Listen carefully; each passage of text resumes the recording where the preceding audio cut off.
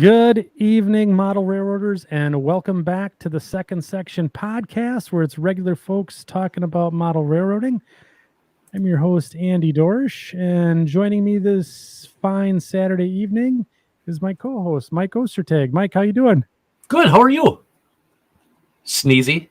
I am sneezing on camera. I'm that good tonight.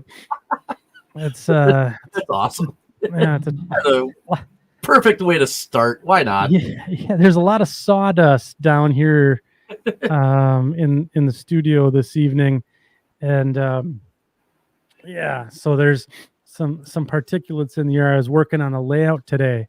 You were? Yes. So if you saw the thumbnail, there was a spicy picture of me holding a Sawzall and taking it to the layout. Well, I can tell you all that the layout is completely safe. The Sawzall didn't get after it. In fact, I actually built more of the layout tonight. So we were putting up a bunch of the beadboard around the base, making the room look finished, that type of stuff. So yeah, that's cool. Yeah, it's still a little dusty down here, but we're doing good. So we're doing a special Saturday edition. Yeah. Here, and we have a particularly interesting topic to talk about this evening. What do you wanna take us through what we're talking about tonight? Sure. Okay. Because we're experts in this subject, right? Yeah, you're talking to probably, I don't know, two of the premier experts of this topic. It goes well beyond squirrel brain or OCD, or it goes beyond any of that kind of stuff. We're talking about tonight starting over with your layout. You get to a certain, and it doesn't necessarily mean tearing the whole damn thing right apart and starting from board one, day one type stuff. You know what I mean?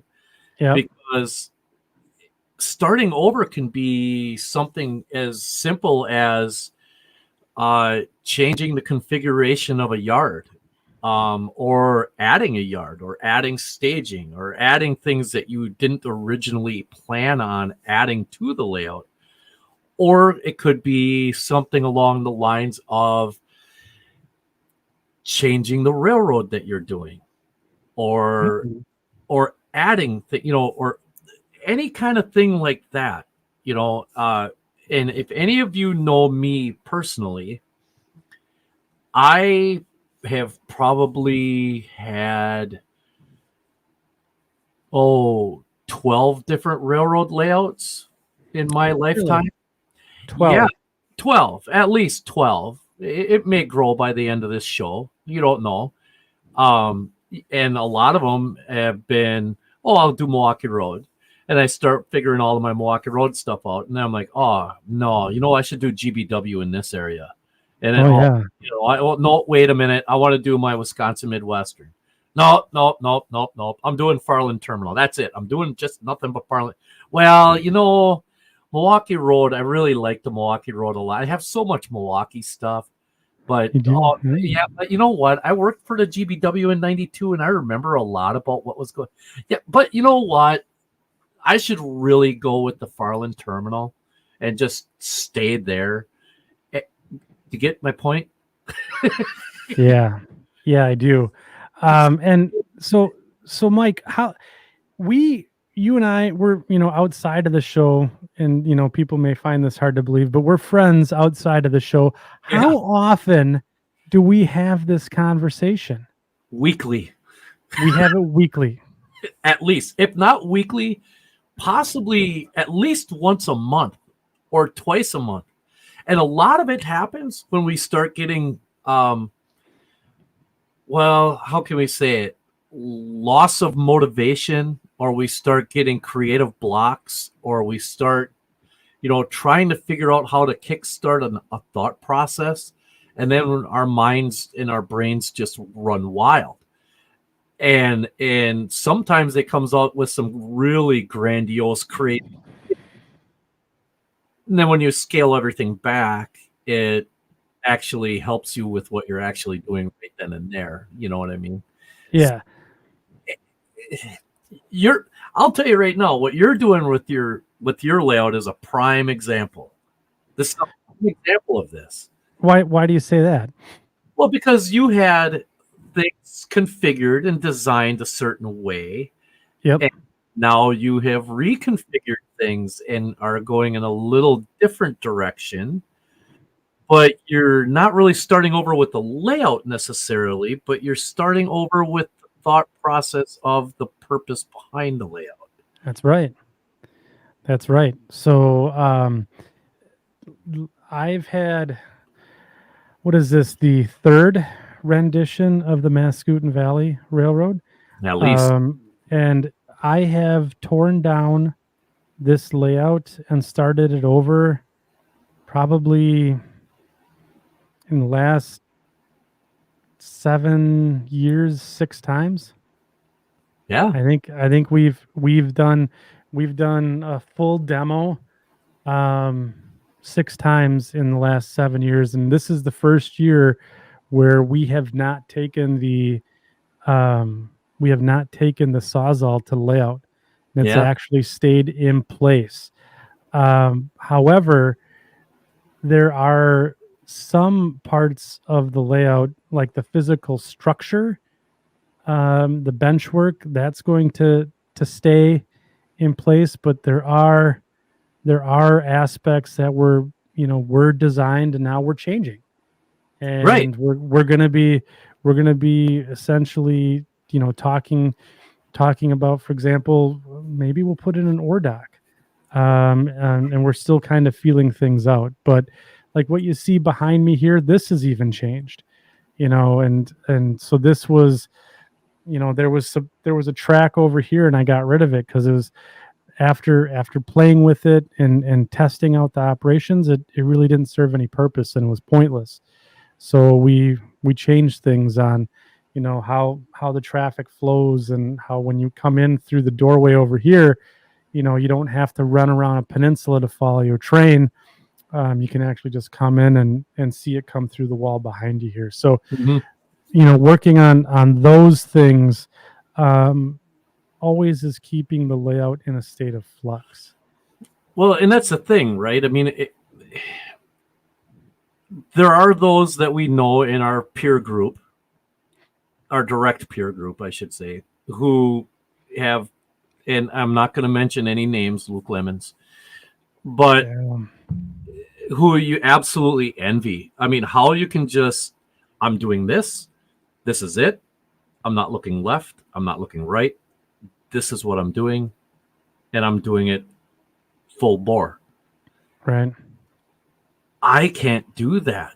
There's too much cool stuff out there, and that's why I freelance, is because it gives me an opportunity to kind of incorporate a lot of the things that I like to do and like to see, and things like that. But then I have this tendency to get like right now on my Farland terminal, the interchange, it's a dead track. It doesn't go anywhere. It doesn't do anything.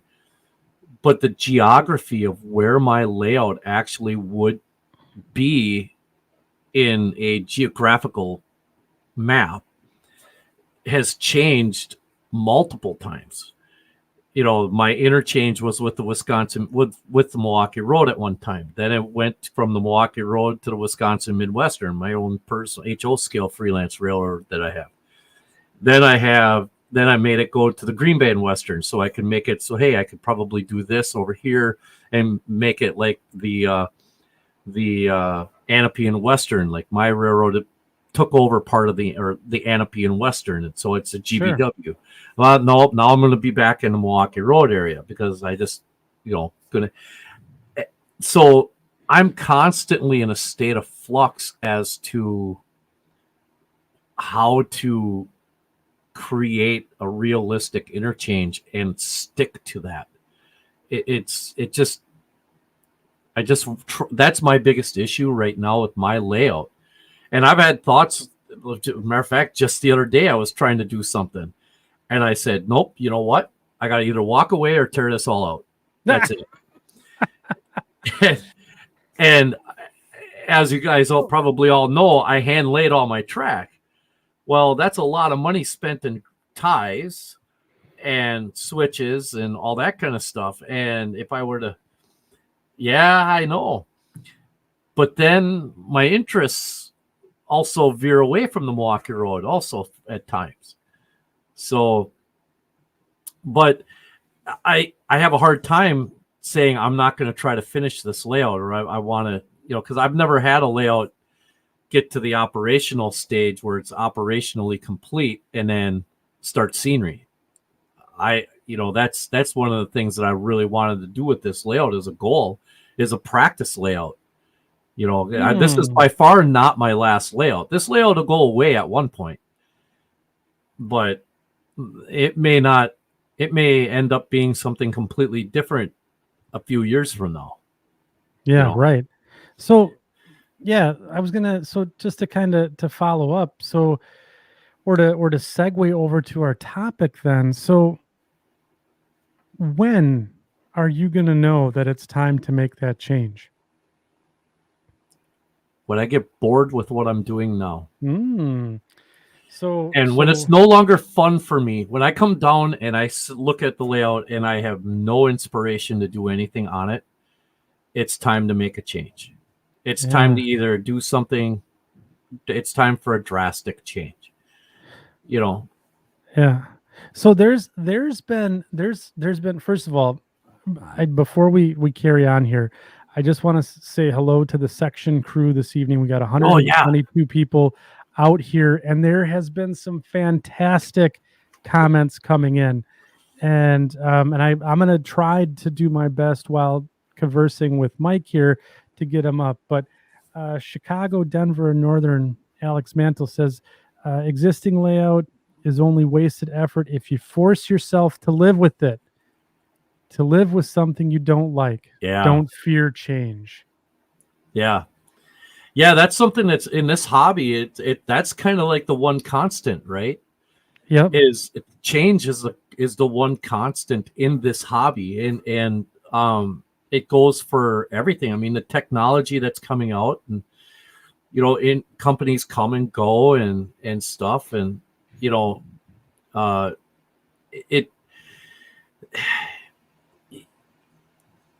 there are times when I'll sit here and I'll take a look at my layout and I'll be looking at it like, what are you doing here? What is the purpose behind this?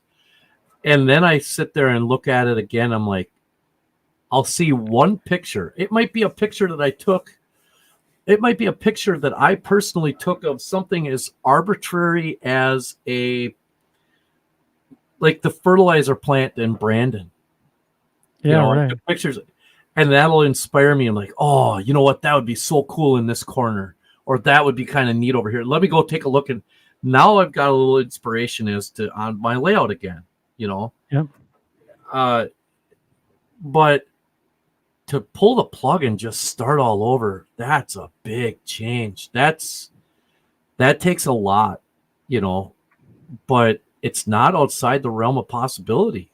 I mean, there's a lot that, like I say, my interests are so vast and so broad that I have a hard time narrowing my scope down to one thing. So Boomer from Boomer Dioramas had an interesting comment, and Joe Bohannon had an interesting one too, and I'm going to get to that. But, I'll just go back to it. It says, I find it helps to know and accept the scope of the layout, operations, and the allotted footprint with minimal revisions along the way. So, there is change. I'm going to paraphrase here, at least attempt to that. Yep. This is what we have to work with, but there is going to be some change to it. But, like when, we're kind of dancing around it here. We've talked about, well, when is it time to make that major change? It's when I'm bored with it, right? Or I've really lost the ambition to to carry on. Um, I I have I suffer from shiny object or squirrel syndrome myself. Ooh, that's Um, pretty. yeah, so like and it's terrible to have and this is going to come out completely wrong, and I know everyone's going to take it the right way, but having friends in this hobby is the worst possible thing They're terrible. because they're the worst. Because I'll go to Luke Lemon's house and oh my God, we're running a double deck layout. It's fantastic.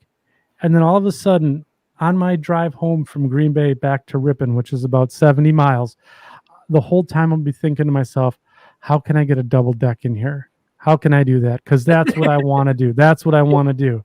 I just Yeah. love it.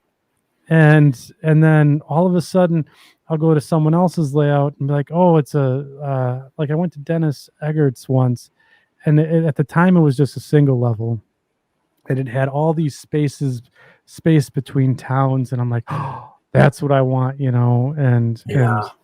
and then it was like, but is it going to be interesting enough? So it's a real scary thing to have friends in this hobby because you go and you see these different things, and all of a sudden these little things pop into your brain, and then the wheels start to turn, right? And it's like, oh, and then all of a sudden you kind of get this analysis paralysis where you get overwhelmed, and all of a sudden you start to lose sight of everything else that's going on here. And then Yeah. like Mike Slater says, and now you get into traction, or so, but and you Yeah. go down The a rabbit ro- holes. the Yeah. rabbit hole. Yes. But I think to get back, Joe Bohannon had a question. He says, so why is it a temporary layout? Why? Yeah.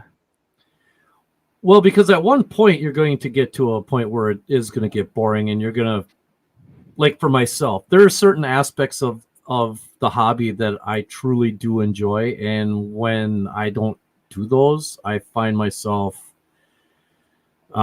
getting very bored. Quite frankly, I get bored Yeah.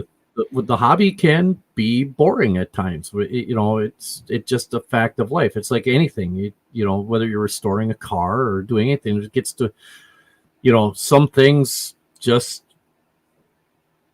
happen. So you tear things down and go back to your strengths, and you work on what is puts you in your happy place, right? Right. My- we're- So I think it's interesting oh yeah, because so we've Scott Thornton's got a nice comment here. He says, I'm becoming interested in modeling diorama style for more variety, but having an operating layout would be nice. It's a quandary, right? yeah, And it's funny, and I'm not gonna I'll be very, I don't want to keep picking on Boomer, but look what he's doing, right? He has his layout, and then he also has other projects. That beautiful wood scene, with the bear fishing in the yeah, little creek there, right? yeah, That was to keep the modeling interests, alive, and a change of subject, right? And if you view it as art, right, or you look at model railroading as some form of art, and you look at all the different artists out there, like Michelangelo, he did sculpture, he did paintings, he did other different media. I think it's half of the conversation is basically saying it's okay to do what Scott Thornton is suggesting. Boomer's correcting me here. Silver Creek. yeah. Silver Creek, and again, got to hop on the boomer thing here again. He always talks in his videos about doing the vignettes. Right. Like doing small little, kind of like the postage stamp thing. Hmm. And and if you, I haven't gotten there yet. I'm trying to figure out where to start with my first thing with that. Now, full disclosure, one of the things that I'm having an issue with right now is the operations portion of the layout. And the reason that is because I'm having a few track issues because I forgot that I didn't completely spike certain locations on the layout. And I have a lot of out of gauge track right now. So I'm going back through and getting all of that fixed. And it's very time consuming and frustrating at the same time because, you know, you get in your head and it's like, well, you idiot, why didn't you do this the right way the first time? Well, because I did it that way. Because I did it that way in order to get the layout up and running. But I never took into account what was going to happen when the weather changed. You know, so had I spiked everything down the way I should have, these issues would not have been as apparent, you know. Yeah. So let me ask you this. Yeah. Just talking about your perils. Yeah. How close were you to just packing it in and starting something new because of that mechanical issue that you had with your track? Extremely close. Yeah. Like I'm talking like quite literally minutes. Maybe minutes. From just throwing my hands up and saying, you know what, the hell with this, I'm going to start all over. Yeah. You know, yeah, pretty close to it. Yeah, Tony Dixon has a funny comment here. The Rock Island track policy. Yeah.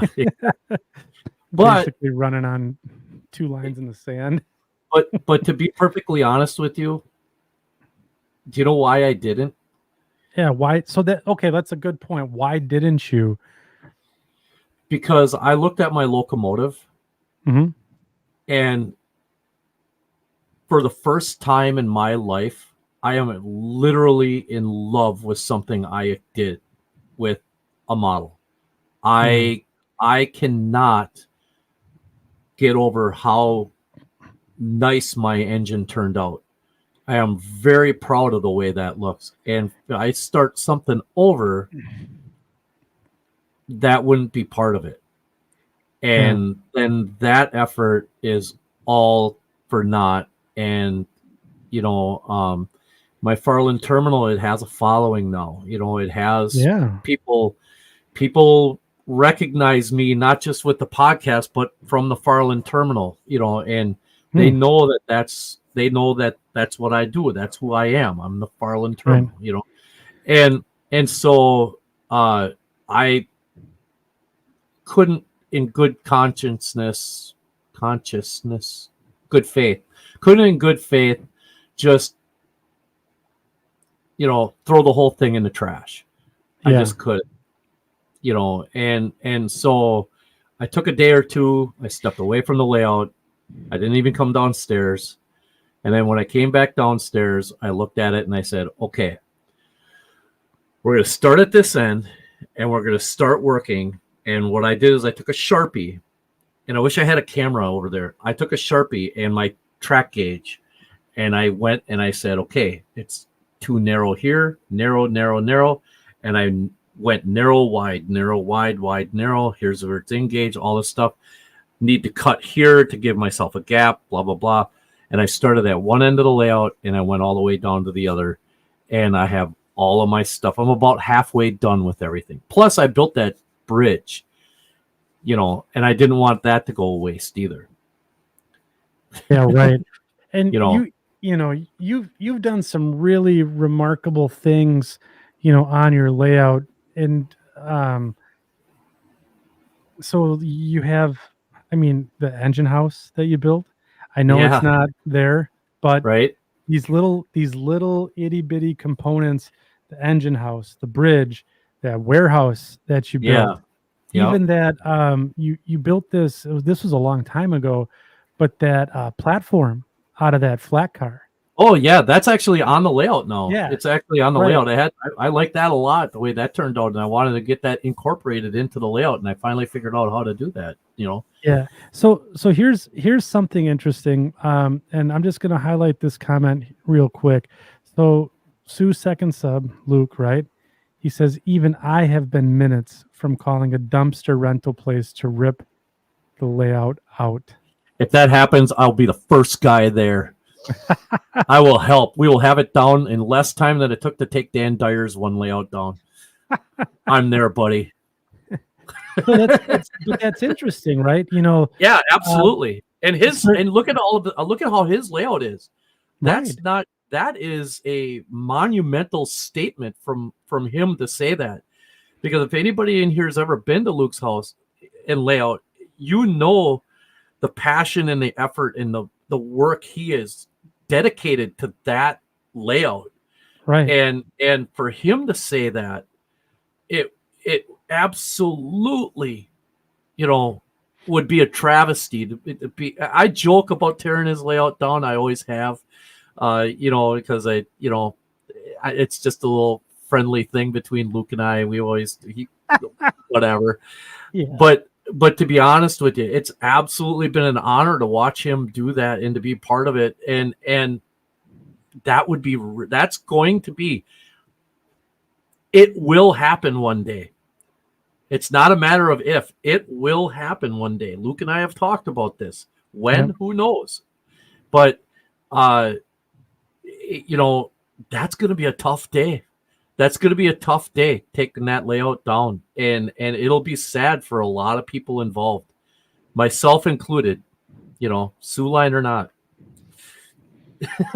Yeah, right. But it's so like okay, Andy, I'm veering away from me for a while. Like what I don't want to talk made about you? me. Oh yeah, no, we're diving deep into your psyche right now, bud. So what made you want to make the changes you did to your layout, and what made you want to go the direction you're currently planning on going with the layout? Rage, anger. All right, Yeah. So so it was interesting, right? So the layout that we currently have set up now, I'm trying to develop it, and perfect one area. Well, I shouldn't even use the word perfect, but try to develop an area first before I move on to the next. And the first thing that I wanted the layout to do was run well, right? So first and foremost, I wanted all of this track, all of this, all of the mechanisms and stuff to work really well, to be bulletproof. And like right now, if you were to go on the other side of the peninsula here, I have a staging yard in there, and it's full of microengineering turnouts. It's not really well thought out. Trains derail, quite a bit. My son and I get frustrated, right? Yep.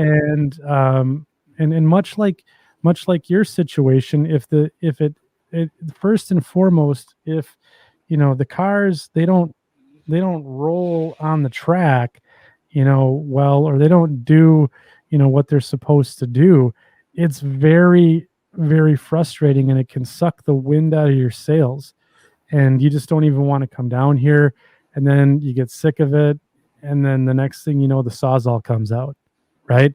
Right. And and for me, it was make sure everything runs well, and if it doesn't, rip it out.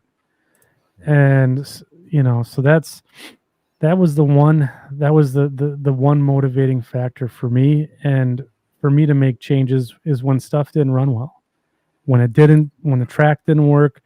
And then the second piece is I would get pissed off, if operationally it didn't make any sense. Right. And that was the other thing. So I would like, for me to actually, physically take stuff out and throw it out, I'd have to, reach a threshold of, I'll call it anger. Right. But yeah, it's basically those two things that I really wanted it to run well. And then the scenery and the trees and the water features and all of that and the details, that's all of a bonus, right? And it's, for me, that's, I don't know, kind of rambling here, but yeah, it's just, it's just basically rage is what makes me want to tear stuff out, and start over on stuff, because I've been here, you know, Yeah. when stuff falls off the tracks. So Well, Luke actually has a good point here. Now, okay. and I know this will try working for a railroad and modeling. That's tough. It's not an easy thing to do that, because you work with this stuff all day long, right? And then you spend 8, 10, 12, 14 hours with this equipment all day long. When you come home, the last thing any sane person would want to do is do the same thing in their basement, right? But no, us modelers that are actually railroaders, we have the disease that is trains, and so we come home and we still deal with it. Well, there's days when I sit here and I use it as therapy.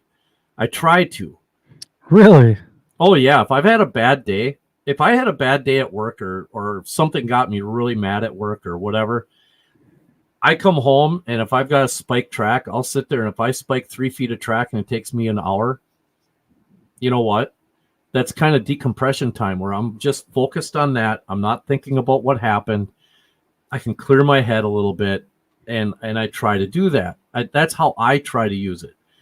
Other people, it's just a reminder of everything that's gone wrong for them in the last 72 hours or 24 hours, and it's the last thing they want to do is deal with more train stuff when they go downstairs. You know what I mean? And then your layout suffers because,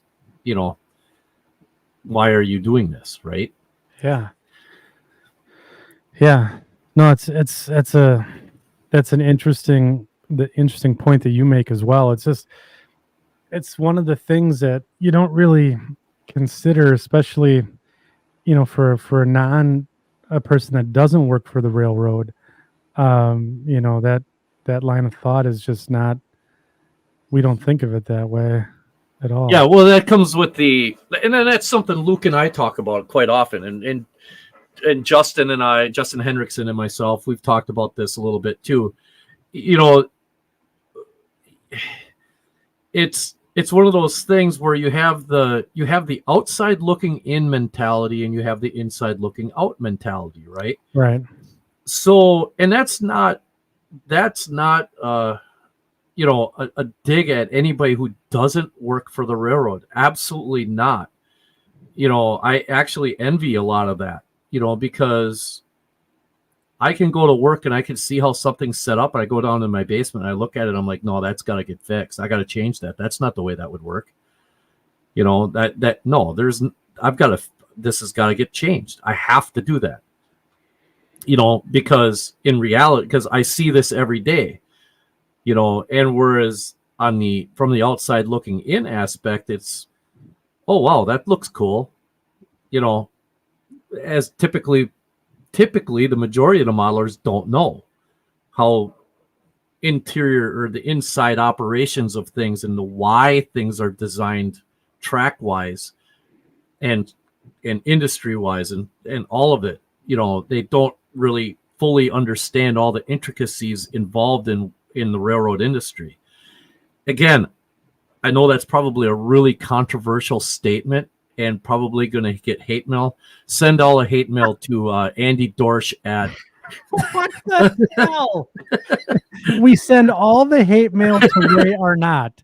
Oh yeah, that's right. Around the Layout at podcast. Ray Arnott at Around the Layout podcast. Send it right here. Send it right here. Yeah. To Ray Arnott. He will filter it all for us and get back to us. Yeah, and he will. Yeah. But in reality, that is the thing, is sometimes there's, when it comes down to modeling and you see something done a certain way. And when you go down, you're like, I got to tear this out and I got to do this different. I just have to, because this doesn't, whereas if I didn't work for the railroad, it might be perfectly fine because I don't know. I'm none the wiser for not knowing it. You can read as many books as you want, but if that looks good to you, that looks good to you. But being a professional railroader, well, I'm going to use that term loosely for all three of us, myself, Luke, and Justin.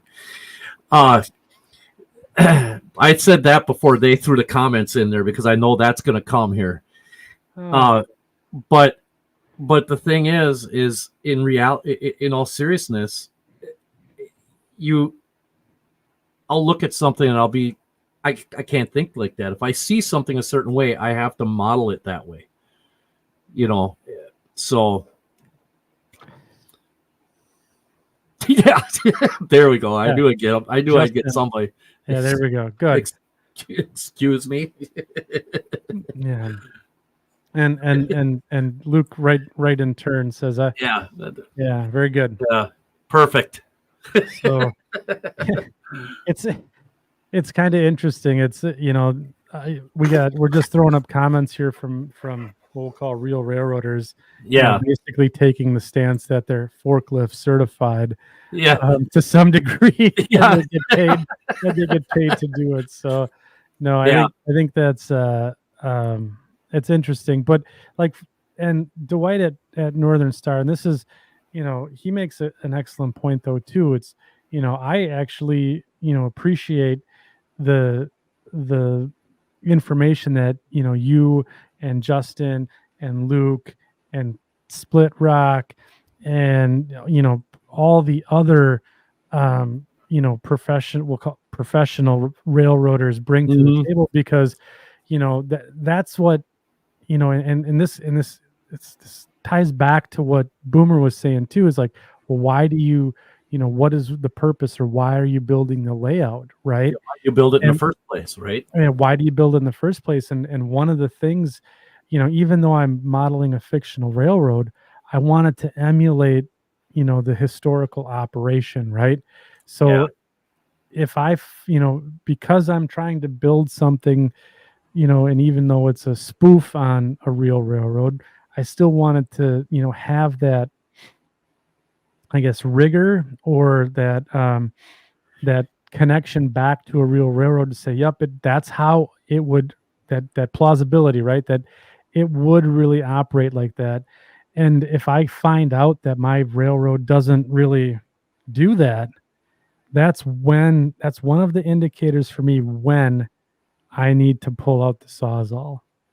Yeah. And now there's probably 8 other things that we're probably going to walk through tonight. But that's one of the big takeaways for me, and that's why I'm so lucky. And Luke said it again earlier in the chat. The reason why I have this podcast is so I can become better. So right. Oh, absolutely. The amount of information and things that I've learned from like just between the two of us for start, our guests, and the guys in the chat, or the people in the chat, I should say.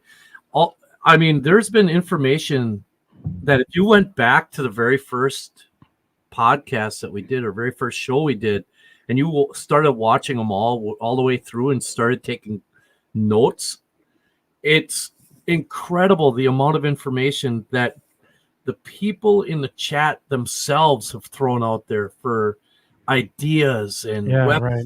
Right. It's just, and that's what this whole community thing is about, right? That's what it is. Is we're all helping each other get better. And that's why this topic is important, is because we have a friend who's actually starting to go through this in Mike Shanky, and he's going through the process, and it's interesting to watch him go through this whole process. And it's not because he's bored with it. He just wants a better layout. That's what he's trying to do, is get something a little bit more realistic in there. And that's another thing too, is if you've had a layout where it's been like the 4x8 sheet plywood Pacific, where you're just going around and around in circles and just enjoying that for the last 10 years, which is perfectly fine. There's nothing wrong with that at all. We've all been there. We've all done it. But now you want to start getting into something a little bit closer to a prototypical looking layout, or you want to do something like you said, Andy, like with a double deck, or you're getting into operations that are more realistic. Yes, starting over it can be a scary proposition, because you don't know if what you're doing is going to be okay with what you want, because you're so comfortable with what you've had in the past starting over can really be a scary thing, you know. It can be, and it's interesting. There could be a couple of false starts though too with starting over. So I'll just share my experience. When I took down the first rendition of the Mascoutin Valley, and I took it down, and then we started building the Chicago Northwestern marsh line layout, and that didn't make it very far. And then we tore that down, and Yeah. it's like, if you think about it, the analogy is like, well, it's like building or weathering a model, right? You got to practice building or weathering that model, just like you got to practice building a layout. There are some woodworking skills that I developed that now I'm, brought to this layout. So, like, on my personal YouTube channel, I went and built, hardwood maple cabinets that are under the layout, and those types of things. And I'm doing the shadow box type scene now, and as opposed to just open air concept. I painted all my fascia. I've gone from square corners to rounded corners, um, and started to incorporate, or my improved skills into my new layout as well. So yeah, it's There are just, some really good comments right I now. know it's I want to get to this one about split rock made. no, Okay, is no yes, you want that's fine. you want Go to? ahead. Oh, okay. You know, do you feel that most modelers who start over usually build smaller layouts, go from main line to subdivision to a branch line? You know what? It's Good either that. question. It's a great question. It's either that or the other way. You know, you're either.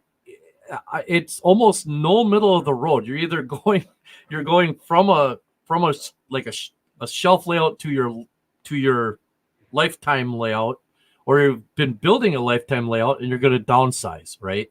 Hmm. And I think a lot of that has to do with your like where you're living, what your space has, what space you have, what your obviously, I mean, this Budget. is your budget. Yeah, your budget, what you have for like I said, your space. I mean, are you using a basement? Are you using a bedroom? Are you switching scales? That's a Yeah, topic. I mean, I went from HO to S. I've actually thought about going back to HO at one point, but yeah. then I can't do it. I just don't want. I don't want to do that. I don't want to get back into that world.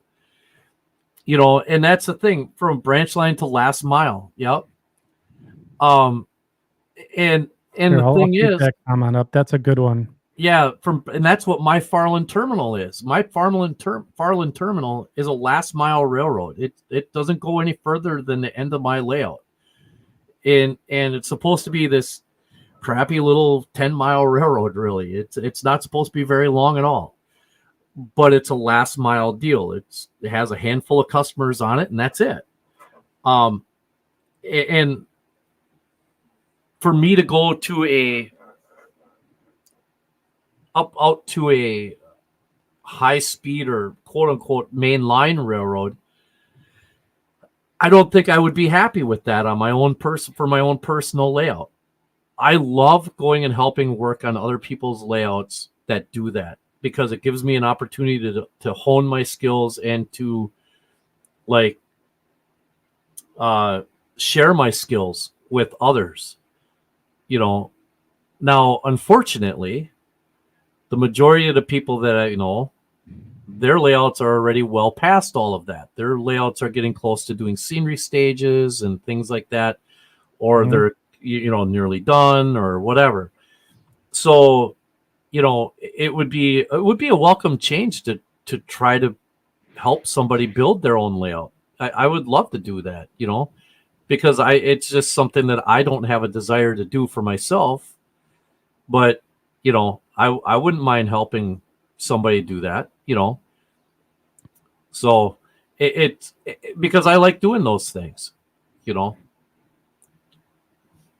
But Yeah, and that's we're kind of getting off on a bit of a digression, but it seems yes, like all yeah, the comments are starting to fit into that, right? So getting back to the comment that Split Rock said, mainline branch line now to end of the line basically, and I'm right, seeing a lot of comments come back in, and people are saying, yeah, I went from the big layout down to the end. Boomer says he went with the the end of the line.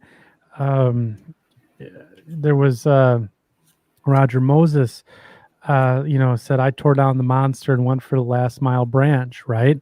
yeah, And then to kind of piggyback on the other point that you made about, the big layout, it's attainable, if you have a little help from your friends, right? right, And Justin, um, says, I think, your group of friends is a huge factor. absolutely. Do you help everyone, with their layouts, or is each on his own? And I think that makes a big, impression on layout size. And I think he's absolutely right. The, you know, I- it's if you have help from your friends, that's another one of those things that can help you, um, keep moving along and keep interested, so that you don't come to the point where the sawzall comes out, right? Right. Having that engagement, having that progress, it keeps the mind, motivated to say, hey, we're going to keep progressing, we're going to keep moving towards the big goal. And that's why, so I don't have a lot of help from my friends, for my layout, and that's why I've been focusing on small bits of it and getting it to the area that I'm at, so that I don't lose interest and don't hit that wall, so to speak. Now, see, geography, I think, has a lot to do with that, though. Yeah, yeah, Like I helped Luke a lot, and Dan Dyer and some of these other guys like that in the area, because of the fact that they're close. They're like within town. No, if I lived closer to Ripon, I'd probably be bugging you almost every day. Hey, what do you want to do on yeah, your day out? I'd be yeah, over there all the time trying to help out. But it's 70 miles, and that's we got to plan that out type of thing. You know what I yeah, mean?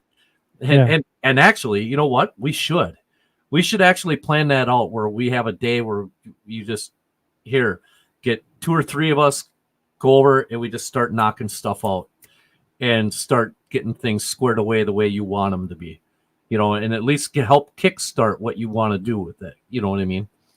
yeah, And I think that is a problem too when it comes to taking things down. Is like for me, I know for a lot of one of the reasons why I don't have a lot of people come over to help me is because number one, I don't want to have to explain the scale that I'm doing and the reasons why I'm doing them. I just want to go and do them. Do you know what I mean? sure, I just, it's easier for me to just, it's a shelf layout. It's easier for me to just put my nose to the grindstone and just go and take care of it. It's not that I wouldn't welcome help. It's just that, there's not a lot for anybody to do over at my layout. That's kind of where it comes down to. And when it comes to scenery, I kind of want to do that on my own. You know what I mean? yeah, right, I'm not exactly sure I want people doing a lot of that with on my layout because I want it to look a certain way and have a certain feel and stuff like that.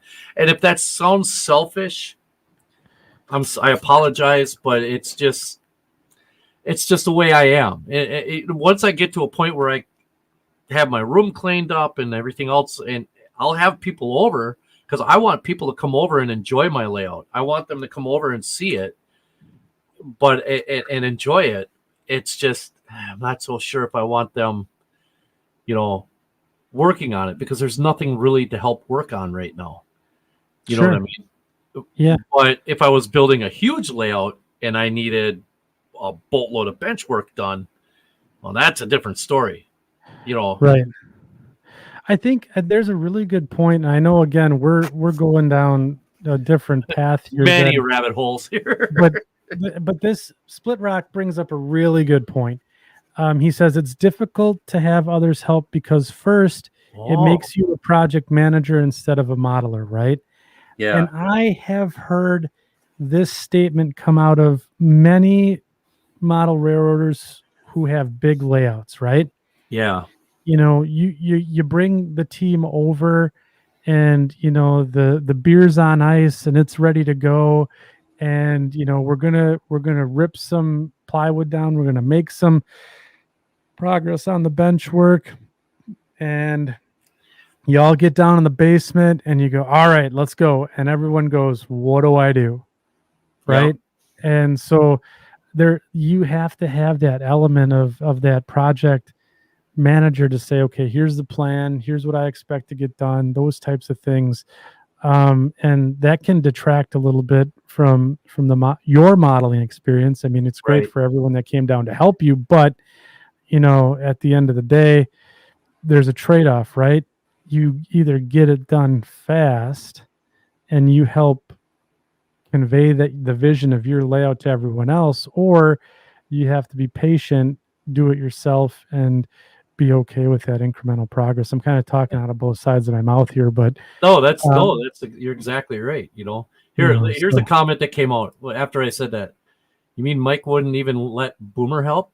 To be perfectly honest with you, no, and look at no, that, Boomer left the chat. That was nice. no. And you know why? It's not that I wouldn't want him to come and help on the layout, but then I would love to have if Boomer lived close and we were doing something. I'd want to learn from him rather than have him doing it for me. Yes, yeah, I would rather learn directly from him than have him doing it for me, because there's a sense of accomplishment and a sense of worth when you do things on your own rather than having somebody doing them for you, if that makes any kind of sense whatsoever.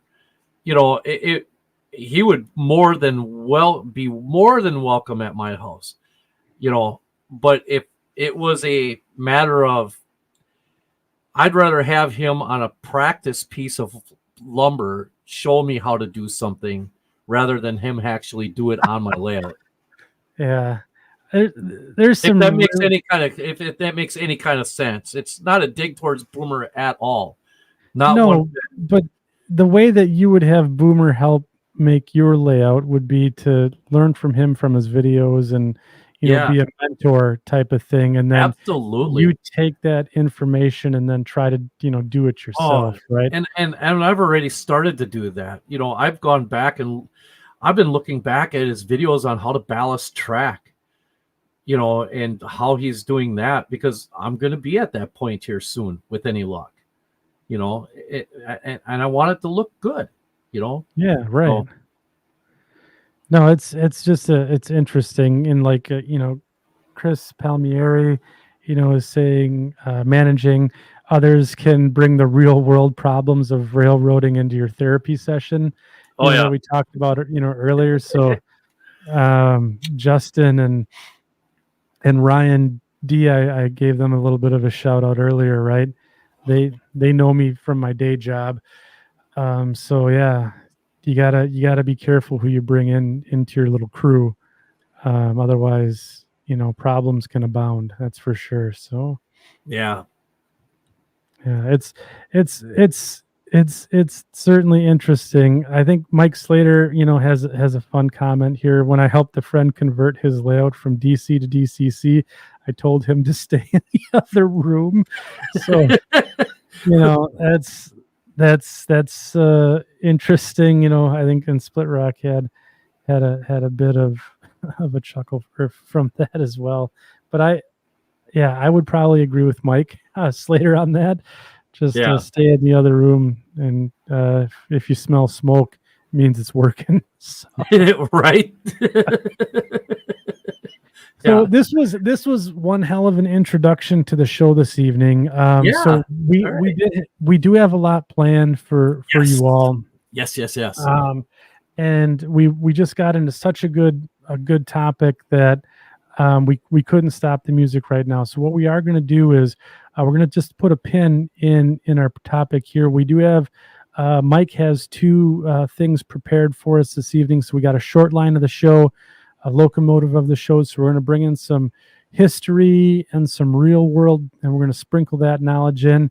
And then all the while, I'll be trying to relate to, the topic this evening, how the short line and the locomotive play into that. So I'll do my best. I'll be interested to see exactly how many people want to tear down their layout after doing some of this. Yeah, so that's the other thing. So I wanted to kind of circle back at the end of the night and kind of say, okay, was there value added here? Did we help some people? Did we stimulate the model railroading economy by getting people to tear the layouts out and building all over? Did we want to have did we want to have breakout therapy sessions for people to talk them off the ledge and get them back to loving their layouts again? So we'll go into that. But Mike, I do want to give you a chance. It's been a while since we've done short line of the show, so I think we got to do one. So I've been kind of itching for this one. This one's going to be neat. So let me play the bumper here real quick. Smoke them if you got them, and then we'll get the Greasy Meat Hands band kicked off here. So sit tight, folks.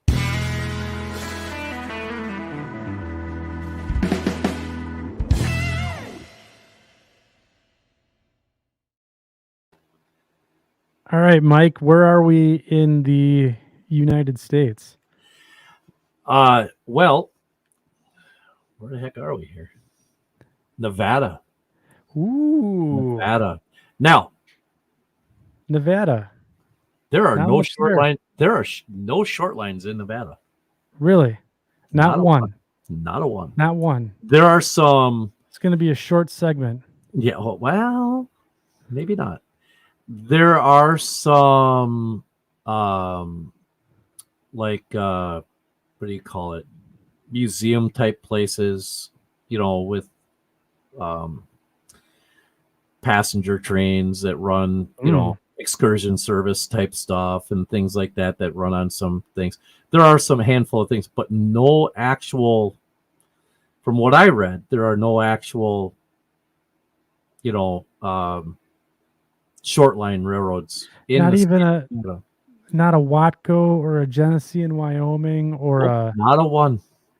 Not a single one. You got the UP and the BNSF that run through the southern portion of the state, and that's basically it. Huh. Yeah, huh. Yeah. Yeah. Huh. The Sydney and Low from the Glover Group. This is that might be something else. Never mind. Yeah. Don't look at the man behind the curtain here. Yeah. So I did find something that caught my interest. Okay. And I'm going to make an attempt. Here comes our high quality. Nope, Nevada Northern is no longer that's more of a tourist railroad thing now. No, it's not a freight hauler, huh? It's not a freight hauler from anything I've seen. But all right, let's get into this. I think you guys are going to like this one. We're going to go to Nevada, and we are going to the Papco Gypsum, the Nevada Industrial Switch Railroad. Oh my God! What? How? Huh? No. I will. What? Wow. What? I already want to tear my layout down just looking at this. What? Just the front, the first thing? Yeah, just the first thing. That's it. I'm done. Yeah. This is not a real railroad at all. It is. So it operates on 11.3 miles that was formerly known as the UP Fiberboard branch. So it's an old branch line, and all it does is serve the Papco gypsum plant. That's it. That's it. You're looking at their basic train right there. Wow. That's about it.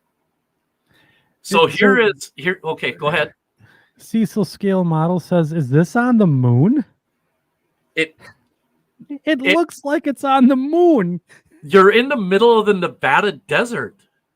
You're in the Oh middle my of the god. desert. See, we always think of we always think that we're modeling green pastures and big trees and everything else. Like, this is in the middle of the desert. This is scenery that is unheard of in our part of the world. It's beautiful though. It's It kind is of, isn't it? absolutely Yeah. breathtaking. So here is a little map of it. Goes from Apex, Nevada, down to the Pabco gypsum mine. That's it. No other stops. Nobody passes go. Uh, Hmm. you know, Apex, Nevada is milepost 00 on for the NIS, Nevada Industrial Switch, and the UP's milepost 352.7. Okay, that's the whole railroad. So this 11.3 is miles. so so we shoot up Well, here's Lake Mead. I-15 north of Vegas, Yep, right?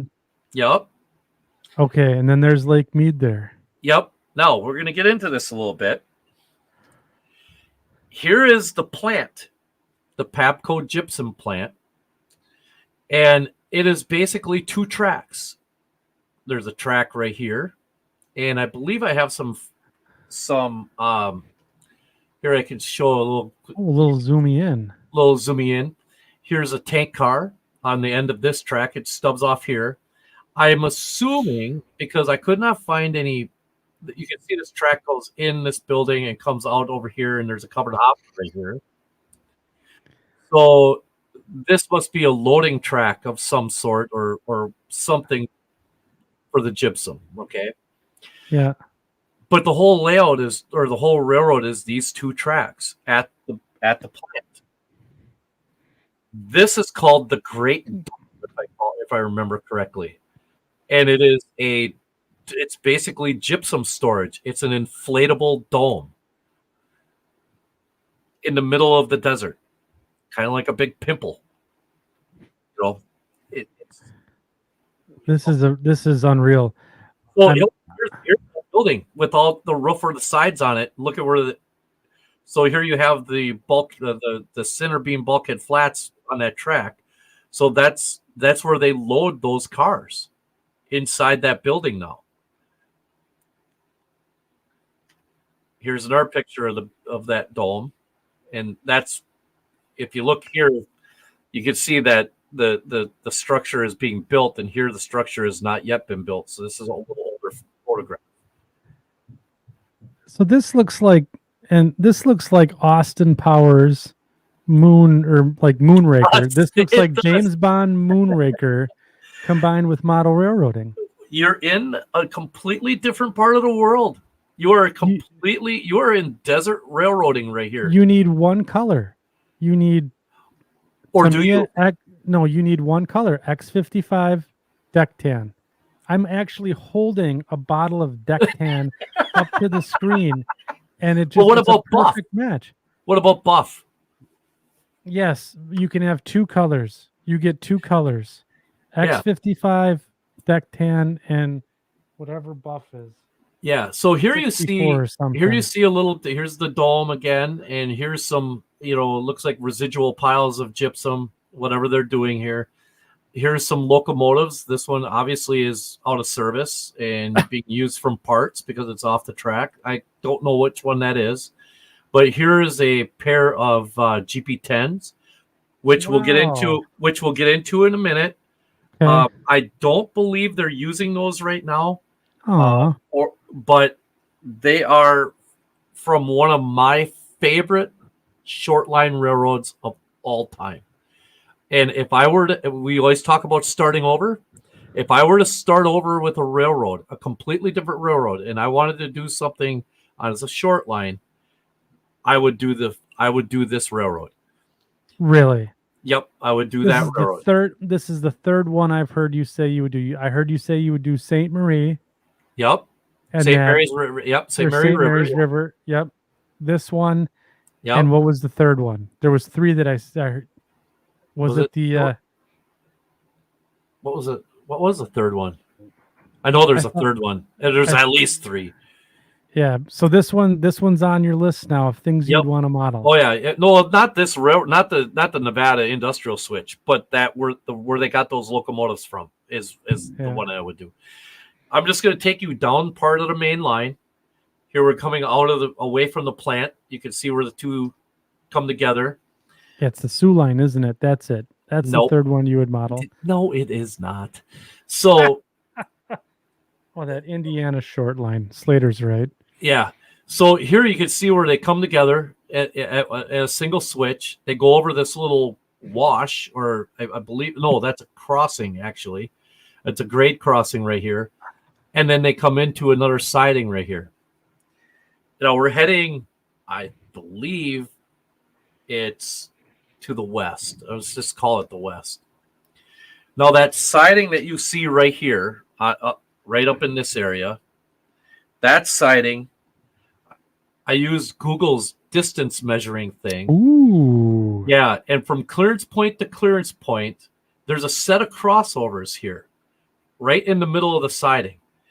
It's 1,136 feet, which is about probably between 17 and 20 cars.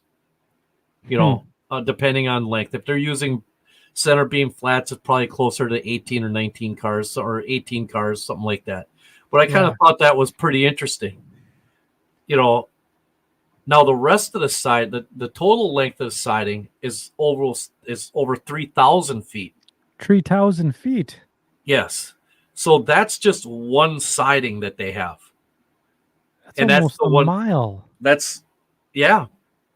Yeah. Here's a picture of the crossovers right in the middle of the siding. It's just your basic stuff. You see this right here? I don't. Is that the road, access road? That's an access road, it looks like. Yeah. It went there. It looks like I'm looking at pictures of the moon. I know it does, right? Oh, no wonder. Yeah. I know why, because I'm going the wrong direction. Okay. There you go. It weaves and winds its way through the Nevada desert. And when you get into Apex, this is where there's a siding here. And this is where the Nevada Industrial Switch interchanges with the Union Pacific. Okay. And that siding is 2,000 feet long from clearance point. At the other end, where the zero is up here, there is a switch point derail, cool. which I found very interesting. The other interesting thing is this is a public road right here. Papco Road is a public road. Yeah. Yeah. Now, they're real close to them tracks. Google Maps only goes so far down that road. Yeah. And then that's it. And I don't know if it's because of the rest of it is, because of the plant or what, but sure, probably.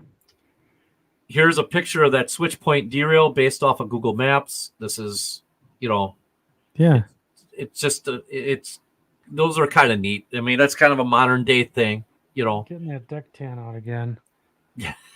But okay, here, take this for instance.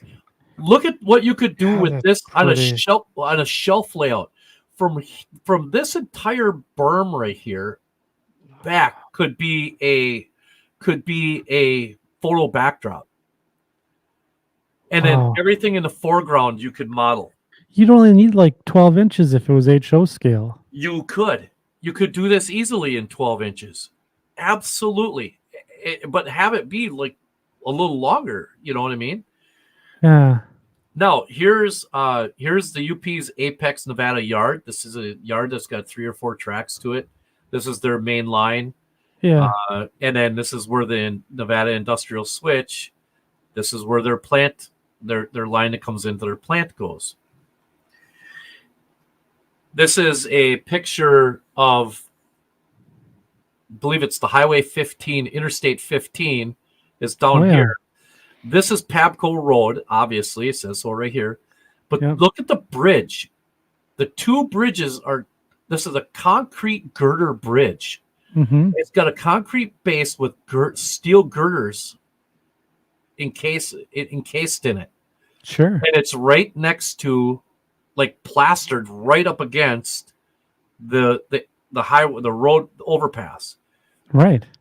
And this is, look at how close this is to. I mean, obviously they take care of the roads just as good as they do in Wisconsin around here. You know, I Yeah, mean, that I mean, we could go 70 miles an hour down that oh bad yeah, boy. that's Easy. yeah, easy. So here's another picture of the railroad side of the bridge. Um, Oh, cool. I'm not quite sure what these cages are for. If it's, you know, I'm not exactly sure if it's to prevent people from climbing on this stuff or what it is, but I just kind of find it's kind of an interesting little detail to them. Hmm. Wonder if Yeah. it had, no, I have no idea. No, go I'd be ahead. lying. I'd be lying if I even speculated, I guess, because I've seen them like some cages on bridges like that on the overpass, to Yeah. prevent people from throwing rocks on cars and stuff. But Yeah. Well, why wouldn't they put it all the way across? I don't know. I don't You know, know? Mike. So I found this to be really interesting. That they zip tied their. Yeah, basically, this is it looks like a 4x4 or a piece of pipe with eh, the sign is actually banded tied to the post. So you got one post tied to another post. It looks Yep. as like, but then they also have this little orange strobe light on the top of it. It's just the craziest looking thing. It's weird looking. Where's It's the just, bubble gum and binder twine? I mean, like I it. don't know. But I kind of thought that this was a neat little detail. You know, Yeah. something that we all think of grade crossings as having flashing signals and stuff. Well, here it's just a single strobe, little amber strobe. Yeah. And now here comes some Oh, fun. Here comes some all fun. right. Here we go. Buckle up. So this is a picture of one of their former locomotives. I say former because I don't believe they're using this locomotive anymore. It's probably the one that was in the sand, huh? It possibly could have been, but I don't think so. But here it is in Yes, but 1995. no. Yes, but no.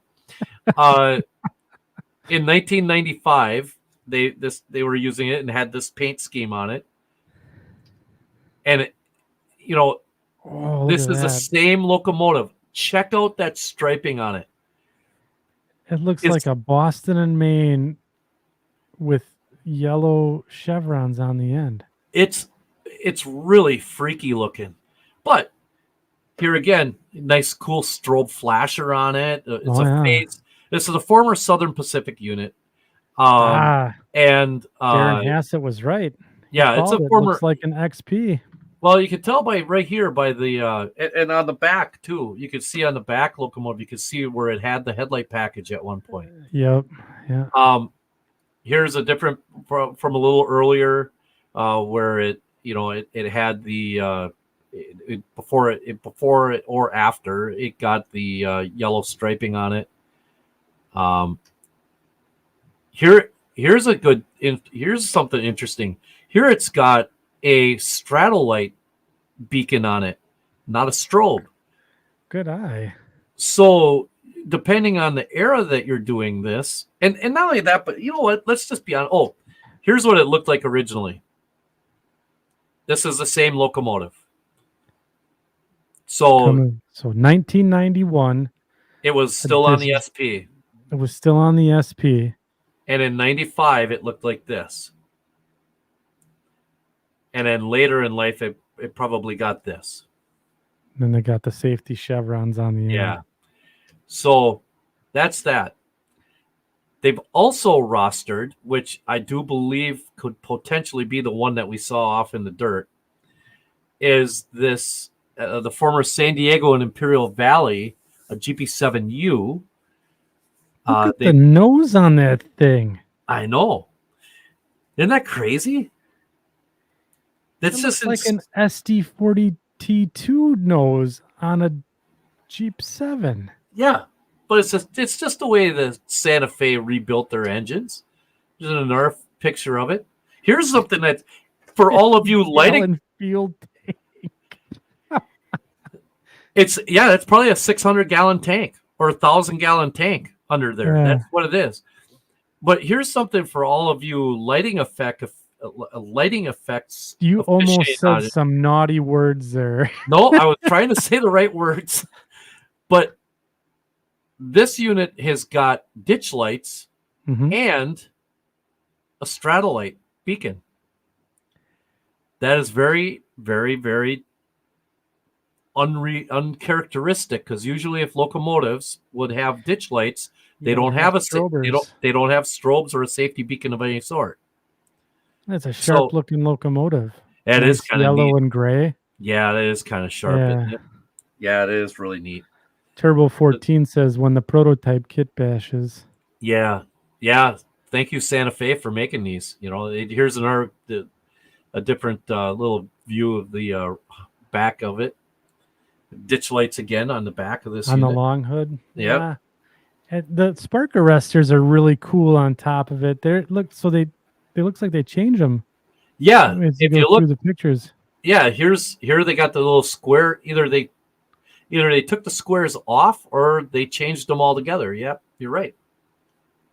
Obviously, they're having some kind of issue. I would say they're having some kind of an issue with overheating, if you're asking me, because in the past, especially on the RS-27s from the Green Bay and Western, we would have to, leaving town out of Green Bay, it was such a hard climb. They would have a tendency to start to overheat, and Open the doors. we'd open up the doors just to allow some more airflow into the engine compartment to help try to keep try to cool them. It didn't always work, but just a little caveat there that could potentially be what they're doing there. Now, here's a picture of that pair of locomotives. Does anybody here recognize that paint scheme? Oh, I want to raise my hand. It looks like can I raise my hand, Mike? You can raise your hand. Is that farm rail? That is a pair of former farm rail GP10s. Yes. Oh, look at everyone in the chat is just hammering farm rail right now. Yeah. Farm rail has got one of the coolest paint schemes for a short line. If you that was the other one, farm rail. Yep, farm rail. That's the third one. This is the one that I would do hands down if I could. Partly because they had some former Milwaukee Road GP9s. Look at that rock structure in the background. I know, isn't that freaky looking? It looks like an old volcano. It looks like the moon. Maybe this is Mars. It could be Mars. Yeah. It's just apocalyptic railroad here. But just think about the scenic. We all think of desert scenery as being boring. This is far from boring, if you ask me. This is really would take some skill to kind of nail this down, I think, and make this look good. You know what I mean? Go ahead. I can almost taste this picture. Like, I don't know if you spent much time in the desert, but you can taste the dust. Oh yeah. Yeah. It's just screams arid to me. Like it hasn't seen a drop of rain in like decades. Yeah. It's just so the 8180, which is the trailing unit there. Here it is on farm rail itself. Okay. So that is, it's gotten a little bit of a paint makeover here to take some of the orangey off it. The orangey off of it. And then here's the 8267, which is the other unit. This one was called, I want to say it's the Creek, Creek, and this is the Chickasaw, because Farm Rail always named their locomotives. So after I believe tribes in the or nations, some Indian nations in and around Oklahoma, which is actually pretty cool. That's very, very neat of them to do that. That's a good way of honoring like the history of the state. Anyway, this is what they looked like. Now, okay, currently, this is the unit that they're yeah, I know, but this unit's weird. Okay, so it's a former CN unit. It's got the snow shield Still has the snow shield in the desert. Okay. But it has, you see how they painted out the BNSF on here? Poorly? And you see right here how they did that there? On the nose? On the nose? To make it look like a... No. Wait. This might blow your mind a little bit. I don't want it. Okay. So here you can see it a lot better. You see how the nose is all painted up and everything? Yeah. Yeah. Yeah. Why is it higher? What's that? But never mind. I don't want to steal the punchline. Go. You tell me what's going on here. Here's a picture. Here's of the moon again. Of the moon. Yeah, we're back. But no, if you look, how cool is this S curve through here? It's amazing. I mean, just think of the scale and the scope of the terrain right there. We all know how big an actual locomotive is in these train cars are. That right there just tells you how expansive this area is. And you can see the grade. You see how see this uphill grade that they've got to and they've only got what is that? 8 or 10 cars? They don't have about 9. 10. They got 10 right there. Yeah, 9 or 10. Here's a little video. Ooh.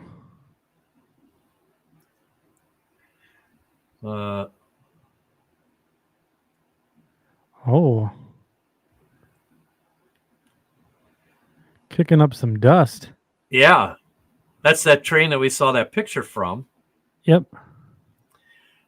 Now, I mean, how do you not kind of fall in love with this a little bit? I mean, this is one of this is a way to know when it's time to start over. This is inspiring. No, granted, see how look at what they got on top of the roof there. Is that? It's a rotating beacon. It's a stratolite. Maybe it's so that they can see, people can see them from space. Maybe that's why they're.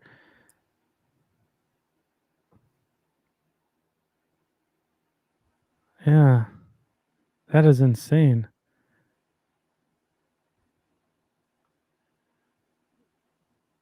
There's a nice Jeep there.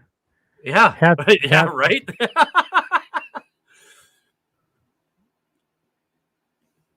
Wow. So that's really cool. That is the Nevada Industrial Switch Railroad. Now, I was going to tell you about that. And then the next one, we're going to New Hampshire. Ah, yes. Yes, we're going pretty close to as far east as you can get, but New Hampshire. But that is going to be another fun railroad to get on to. But I wanted to explain this. Yeah, Justin's right. Yeah, okay, thank you. Because Justin and I were just about ready to do the Columbo. Wait a minute. So something happened with this locomotive on the BNSF, and I have a photo, and I'm going to try to bring this up. I apologize in advance. I did not get a chance to put it in the show, but I want to include this in this right now. And I'm going to let's see here. How do I do this, Andy? Then I got to stop sharing this. Yeah, I'm going to stop sharing that. Okay, did I stop sharing yet? Yes. Nope. You just exited the thingamabobber. Can you see this? I can't. All I see is the Pabco Gypsum Industrial Dingleberry. I got to figure out how to stop the. Oh, here we go. Stop sharing. There we go. And then I'm going to come back here and hi, and we're going to go back to This is sharing my something. favorite part. Yes, this is always The suspense is killing me, Mike.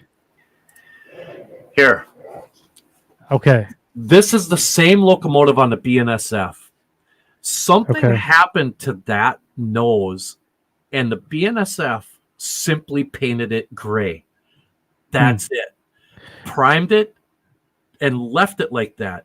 Then when it went into lease service and it was returned, or Are the ditch lights way up on those posts? yeah, because it's a Canadian. They never changed them from the CN ditch lights. They never put them down on the pilot. The ditch lights are up here, and these are lift rings. So I mean, you can lift from these.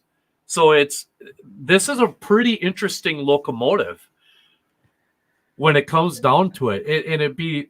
But then when it came into lease service, they painted this orange, and obviously the orange faded. But this patch, they just painted over the patch, and they never did anything else with it. It's just an interesting kind of a talking point for this locomotive. It's just a very interesting locomotive, if you ask me. I mean, it looks like it's prime, like they hit it with primer. Yeah, that's exactly what I think they did with it. Do you think like maybe? Well, it's obviously one of two things, right? Either there was some nose damage there, they hit something, right, or there was graffiti on it that they wanted to get rid of, maybe, right? I don't know. Could have been.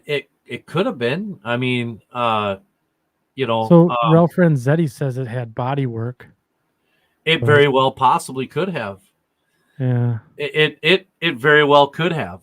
I did some research on it, and it was hard to find information on that locomotive, but I just kind of thought that was kind of neat. Yeah. But that's your short line of the show, Mike. That was fantastic. Nevada's tough, man. That's tough, dude.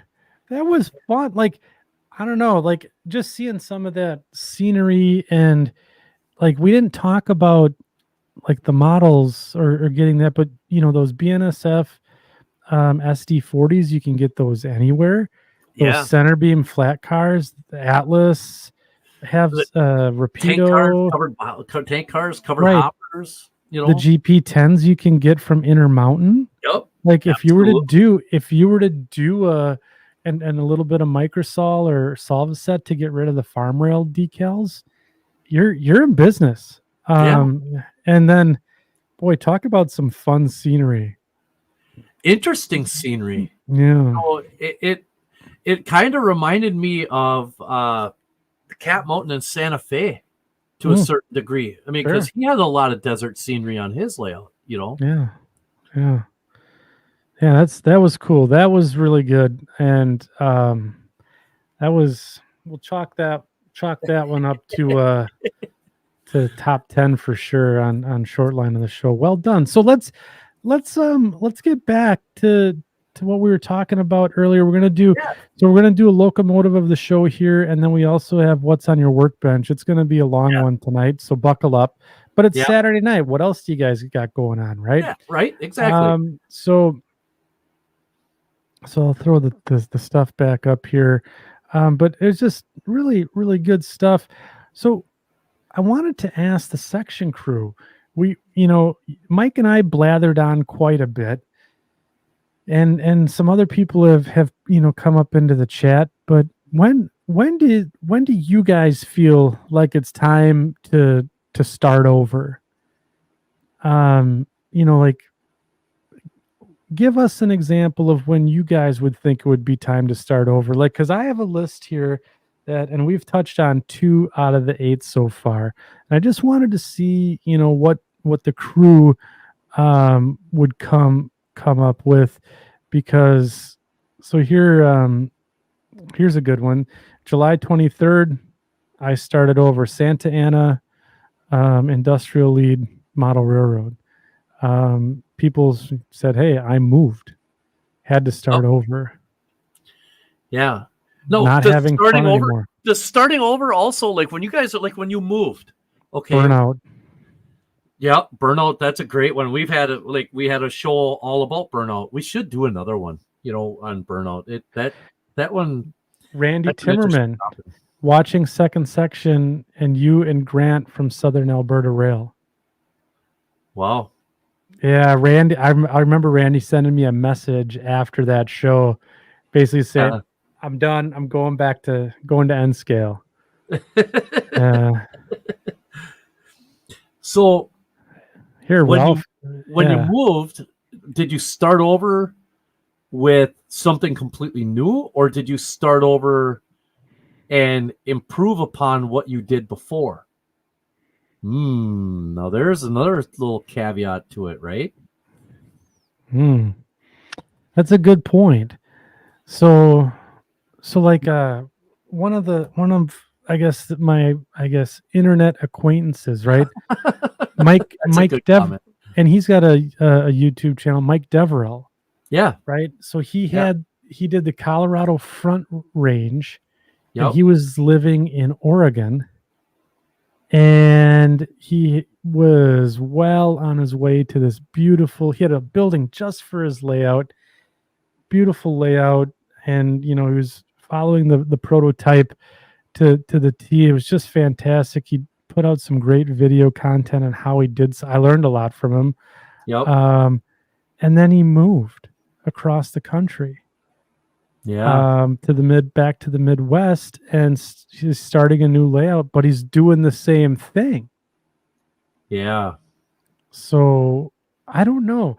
I've always said if I were to move out of the awkward ass basement that I'm in, If you had something more normal, if I had something more normal than this weird.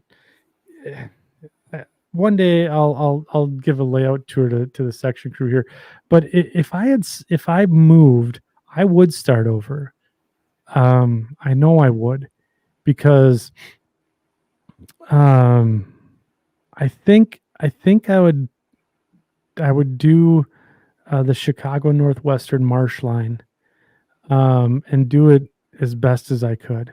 like in its entirety almost. Yeah, because I so like you said that you have a practice layout. Yep. This layout that you see behind me and that I'm building is my practice layout, and I want my legacy layout to be the Marsh Line, because I've done it's something that I want to do. But if I think that catalyst would be if we were to move. If we were to change houses, I would totally make a huge change to start over. Yeah, and that's a big thing, right? Moving, that's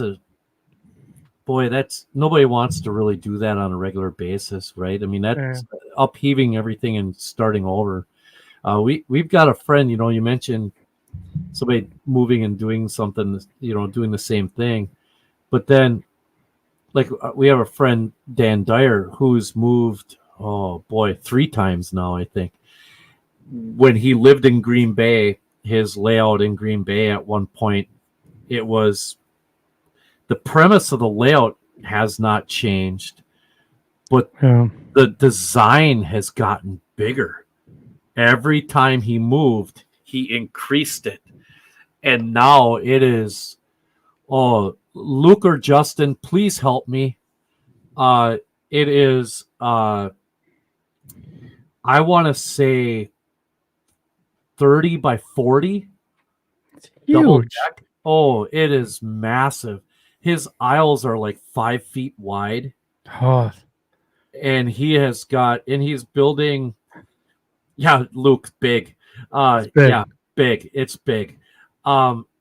His decks are 2 feet wide at a minimum, and he's got 2 giant peninsulas, and it is he's going between on the BN along the Mississippi River, from Minneapolis down to Galesburg, I believe it is, or Savannah, something like that.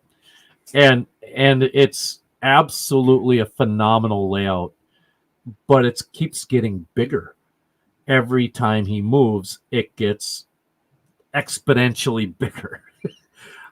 So hopefully he's not going to move again, because I don't feel like helping him take this one down, because he's doing such a good job with it. But it really is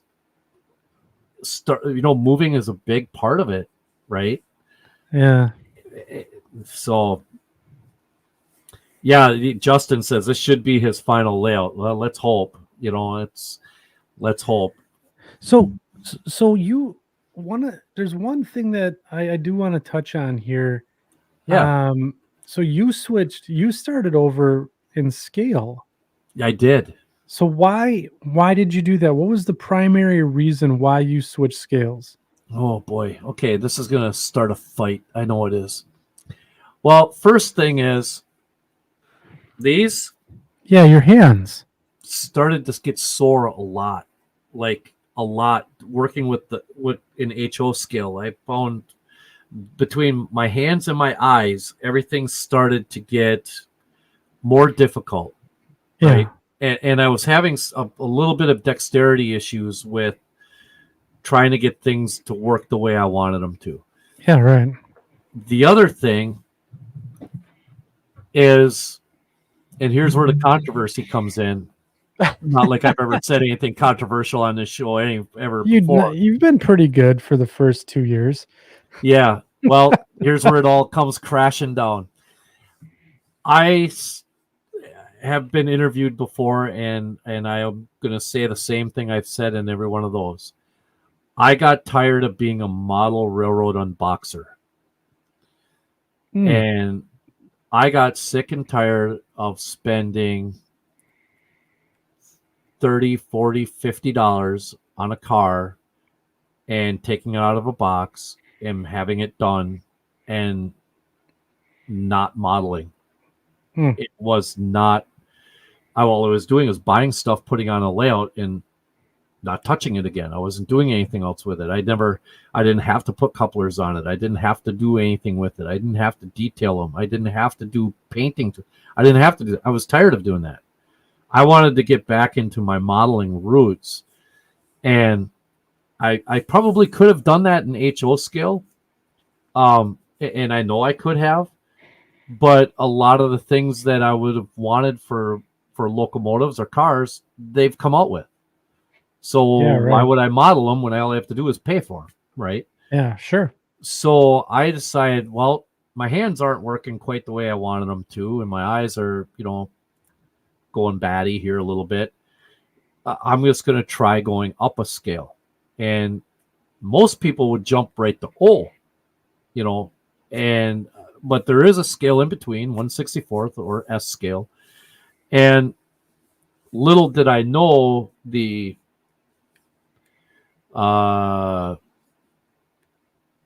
hurdles, I guess would be a good way of putting it, that I would encounter modeling in that scale. Never did I even imagine once that I would have the level of frustration that I've had coming into this scale. Because you go and you look back at what everything's available in, everything's available in HO scale. I mean, you don't even have to think about it, and it's coming out with, everything is coming out in HO scale, but with S scale, I have in front of me a very good example. Yeah, okay, let's bring that up. Yeah, please do. Okay, so these are available in HO. I've seen them. Where the heck is my plan here? Here we go. It's a let's see if we can get a little closer. There you go. It's the an ACF 3560 cubic foot covered hopper. And these are basically used in fertilizer service and things of that nature. They're basically fertilizer cars. They were built in the 60s and early 70s. And there's a handful still running around, but not very many. But in the era that I was wanting to model, like in the late 70s, early 80s, or if I decide to stay in 1992, I don't know. That doesn't matter. these cars are, we're running around. So I need a couple because I have a co-op on my layout, and I want to have some fertilizer service to them. So here I cut down. Matter of fact, if you would indulge me for a second, I have right here an original car. Hold on. Okay.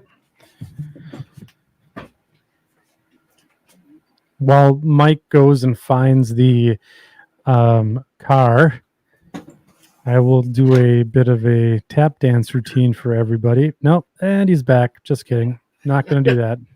What did I do? Nah, you're fine now. Everything's fine. Everything's fine. Whatever. Okay, so here's what the car. Obviously, it's not painted. This one was going to get stripped and painted something else because I'm kind of, the Great Northern. I'm overly whatever about these. So this is what the car originally looked like, and I had some extra shells, and that's how much I've cut it down to create the proper car. Now all these gray stripes. That is basically liquid plastic that I created using some of the roof sections here, the parts that I cut down from the original car's roof section. I threw in about a third of a bottle of MEK, and I created MEK plastic goo. There you go. And you can see how thick that is, but yet it's viscous enough to be able to be spread. So it is a gap filler. So now I'm going to go in, and when I go to sand this all down and everything, when I sand this stuff down, it will come out to the same. And it's the same plastic that this is. So it's the same polymers, the same everything, same. Did you show the inside of the car? Oh yeah. So you did the lamination. What I did on the inside of the car, actually, you know what? Why am I doing this? I don't know. Hey, so real quick, Generals B has a question. MEK? Question mark? Yeah. Methyl ethyl ketone, right? Correct. Yeah. Hey, I know my chemistry. Yeah, you did good. Be very careful with this stuff. It is worse than it is in every single bottle of any. If you buy plastic weld, if you buy plastic cement of any sort, whether it's Tenax or the stuff that plastic cement or Flexiphiles Plasti-Weld, there is MEK is one of the main ingredients in it. Because that is what helps to break down the plastic and weld it, bond and weld it together. This is just using straight MEK. This is straight MEK right here. I just used an old Flexifile bottle, and a very little bit of this will go a long way. Right. It is extremely strong, very toxic. If you're going to use it, I would highly recommend using a respirator. It does smell. It stinks. It smells worse than if you opened up a bottle of 99% alcohol. It's pretty bad. But here I'm going to. It works great. It really works well. Yeah, it does. So here, what I did was I took a piece of 60 thousandths. A piece of 60 thousandths, and I just used that inside to square up as a mending plate, so to speak. Right. For to bringing all the sides together. Now, admittedly, I took these parts. I had made cuts. I made the cuts where I wanted them. I measured everything out. This comes out at virtually exactly where it needs to, based off of where the centers of the bays are, right? So, I took this over to Luke Lemon's house, and he he was gracious enough to help me and show me some of his engineering knowledge and that he has, and I used his disc sander, a 12-inch disc sander, to square all the parts up so that they would come together very nicely. Um, uh, yeah, you can, Ralph, you can.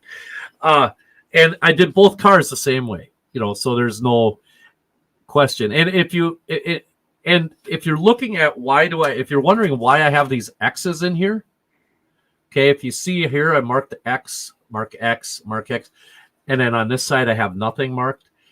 I did that so that way I knew which way these pieces all needed to face when I put them together, so that they would fit properly and come out square. So if I were to flip these two around, the two end pieces around, this would actually have a little kink to it. Oh, yeah. So it's not. It's just because of the way I had things cut. So but we got everything squared up as best as we could, and sanded. And now I've used my liquid goo. And if you look real close, I'll try to get it right here. Right here, where you sanded it. Yeah, if you look right here, right there, you can see that real thin white line. Yeah. That was a small gap. That is now, if I run my hand over it, that is absolutely perfectly smooth, and you will not see that gap. So it's really cool. It takes a little bit to do. This isn't a fast process. Not to, and then I also went and I did this 2B and 2A and the 1B and 1A, so that way I knew which parts went to what cars. Yeah, right. Otherwise, you mix it and match it, and then otherwise they're mixing and match. Yeah, even though things are square, you wanted to keep things kind of the way it is. So here's a question that came in. So we've took a slight digression here, but still important. So Go Via Go Home asks, or Go Via or Go Home asks, looks real clean. Was it tough to make those cuts? Yes. I used a miter box and a miter saw, but with a really fine, like a metal cutting blade to it, real fine tooth metal cutting blade, so that way you weren't chipping at the plastic. Yeah. But it was kind of tough to make those cuts, because once you make a cut on something like that, there's no turning back. You have to just, there's no repairing the damage that you did to that car. Yeah. So the psychological part was, I was getting to that, Luke. So just get the point, Mike. Come on. Yeah, I know. But that's a very good point. I tried cutting straight on the line, and I learned from Luke when I did the roofs. You cut big, you cut a little longer than what you want, and you sand back to the point of perfection, so to speak, for where you fit. You sand back to your fit. You cut it slightly bigger than you need, and you sand back to where you want it to fit. And if you do that, you'll almost never have an issue with things fitting properly. And I do the same thing, like those plaques that I made for Justin. Yeah. Those Wisconsin Central shields that I made out of wood. Yeah, but to circle back to why I made these is because I wanted them. Well, there was no way I was going to get these. If I wanted them in HO scale, great. I could just go buy one. In S scale, I have to make my stuff, and I have to get creative with it, and I have to do research before I do projects. And so these two cars, I'm trying to get them done before the modelers retreat in Minneapolis here in March. Whatever state these are in is the state they're going there, whether they're done or not. I'm not going to worry about that. But it's just, I get a lot of relaxation out of here. I'll throw something on, a video on, or rail train video or something on YouTube or or one of the rail cams or websites. I'll throw that on there, and I'll just sit here and I'll just work on the car for an hour or so and just relax. In HO scale, I never got a chance to do any of that. So, yeah, there's another car. Tell me, how enjoyable was that to actually put that car together? It was amazing. The 3D Central Evans Aldor, right? Right. This was a fun kit to build, and it went together really well. It rolls really smooth, and it's nice and heavy. It was fun to do the photo etch, that type of stuff. It was great to actually build a model. But Joe Bohannon had a question for you. We're not going to let you off the hook here on those two cars. Okay. Yeah. What road are you painting them up as? Ooh, okay. Well, one of them.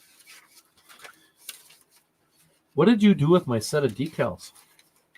I ate them. Oh, jeez. I was hungry. I had a General Tso's chicken for dinner tonight. That didn't fill me up, so I decided to eat your decals. I don't know where you put your decals, Mike. Well, give me a minute, and I will find the pictures of them. Sure. So talk amongst yourselves, and that's gonna be impossible. Oh. So no, that's fine. So there's. I think the question comes in that, and this is how much do you build until reality sets in that the time can be better spent doing something else? Well, what's your time worth? Right? What's that? What's your time worth? Depends on the day, right? Right. But I think this is kind of the thing that we're getting at. It's gonna be, Ralph. It's decal. It's not. This is America. We say it the proper way. Yeah. Not decal. Yeah. I'm just joking, Ralph. Okay. But I think that's a really good question. And I think when it, for me, and I for a lot of other people earlier on in the show, they said when it stopped being fun. And I think that's a real big. I think that's a really good way to measure, when stuff stops being fun, when it becomes a chore. I think someone said when it becomes a chore, it's time to change. That type of stuff. But I think, and Justin has a good point. We could have a whole show just on what people's time is worth. But yeah, I think it's interesting. So you switched scales. You actually started over in a different scale because of a couple different factors. So it wasn't just one thing, right? It was a physical issue, right? So, sight was going, the dexterity was starting to kind of fail you.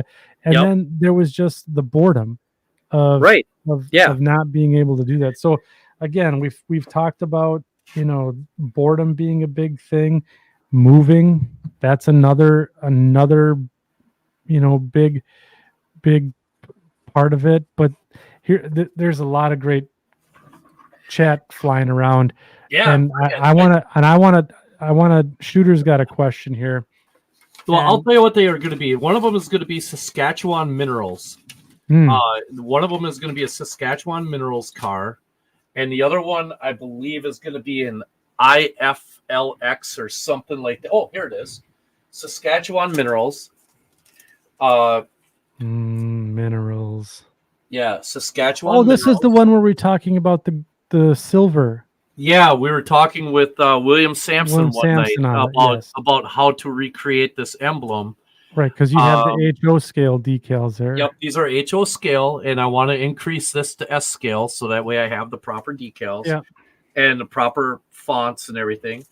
And then the other one is probably just going to be painted, in all likelihood, like a, what would you call that color, Andy? That like a mineral, it wouldn't even be mineral red, like an ore red, maybe? Yeah, like a primer red oxide. Red oxide, maybe, with white lettering, like IFRX or something along those lines. I have a written down someplace, but they're really really neat, neat cars, and it's gonna be neat when they're done. I'm really looking forward to it. I got such a sense of accomplishment doing this. You know, Yeah, that whole self-worth and accomplishment. yeah, yeah, exactly, yeah, yeah. Who'd have thought that would be So the so before we slide off into our next segment here, yeah. um, Chris Holschbach, what's more important, the journey or the destination? So we talked about starting over, right? And you've started over a lot. Some people have given you shit for it. Yeah. I've started over a lot, and people have given me shit for it as well. But at the end of the day, I think this question is really important. What's more important, the journey or the destination? Oh, I really don't know how to answer that Hmm. because I think that is very subjective. I mean, everybody is so different in their approach to the hobby, right? Sure. That I don't really think. I mean, we can. There are guys who do nothing but build freight cars. They get nothing but enjoyment out of building structures. I agree. I think they go hand in hand. I find them to be very, very closely tied. You should have a destination in mind. You know what I mean? You should always have an end game, or so to speak, or an end point. But that end point shouldn't be so unattainable that the journey becomes clouded. Does that make any sense at all? No. Okay.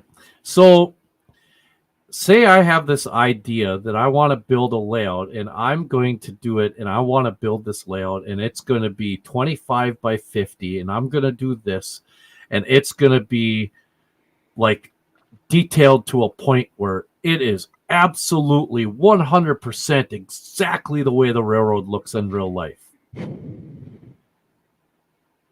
The journey becomes unattainable because the destination is really unattainable because things change. It's a model. You're not going to get it 100% accurate every single time. Even the best modelers, boomers even come out and said the same, something similar, Yeah, to where marginal changes. you have to make certain compensations when modeling. That and sometimes if you just get the feel of what is supposed to happen, that's good enough. But if you set the bar so high, nothing is that you try to do is ever going to be good enough, and you end up getting stuck. Yeah, if you shrunk yourself, could you live on your layout? Ralph says, so you don't care about the journey. Nope, never said that. The journey is extremely important. But I think that you have to have a realistic destination to make the journey fun. Because if the journey isn't fun, then it's a job. So we're not doing this as a job, unless it is your job. There are people who do layout building, Right. Forklift certified. forklift certified. But I mean, in this, to me, I mean,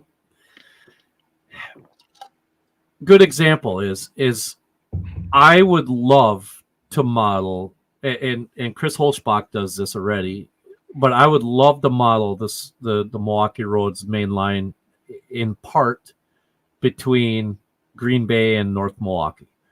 That's the line I grew up with on the Milwaukee Road. That's one of the lines I would love to be able to do. I have in my head an idea as to how I would do it, the whole 9 yards.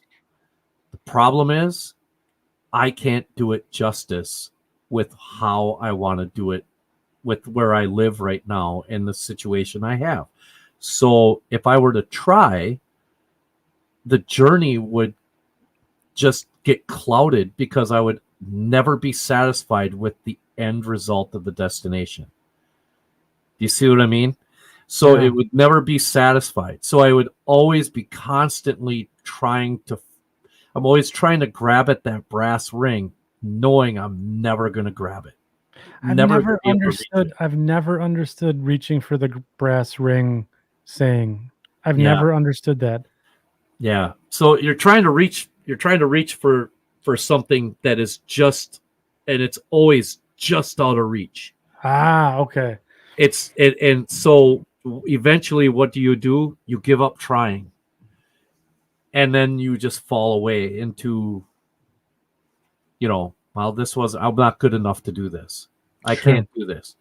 And so I think that if your destination is realistic, that will make the journey so much more fun and more attainable. Because, and not only that, but you should always set small destinations, you know. But feels like a Lifetime movie. Yeah, that was the one that Turbo 14 Well, I'm sorry, says but I mean, this ask feels the like a question. I'm lifetime. just I'm No, just no, giving my no, opinion. no, So no, I no. mean, I that's fine. So okay, so yeah, like let's a carrot on a stick. Like a carrot yeah. on a stick, you know. Yeah. Exactly. That's a good point. So So I got one question then, and then I think we'll bounce into the next segment here. We may not yeah, answer it here. deep Um, thoughts.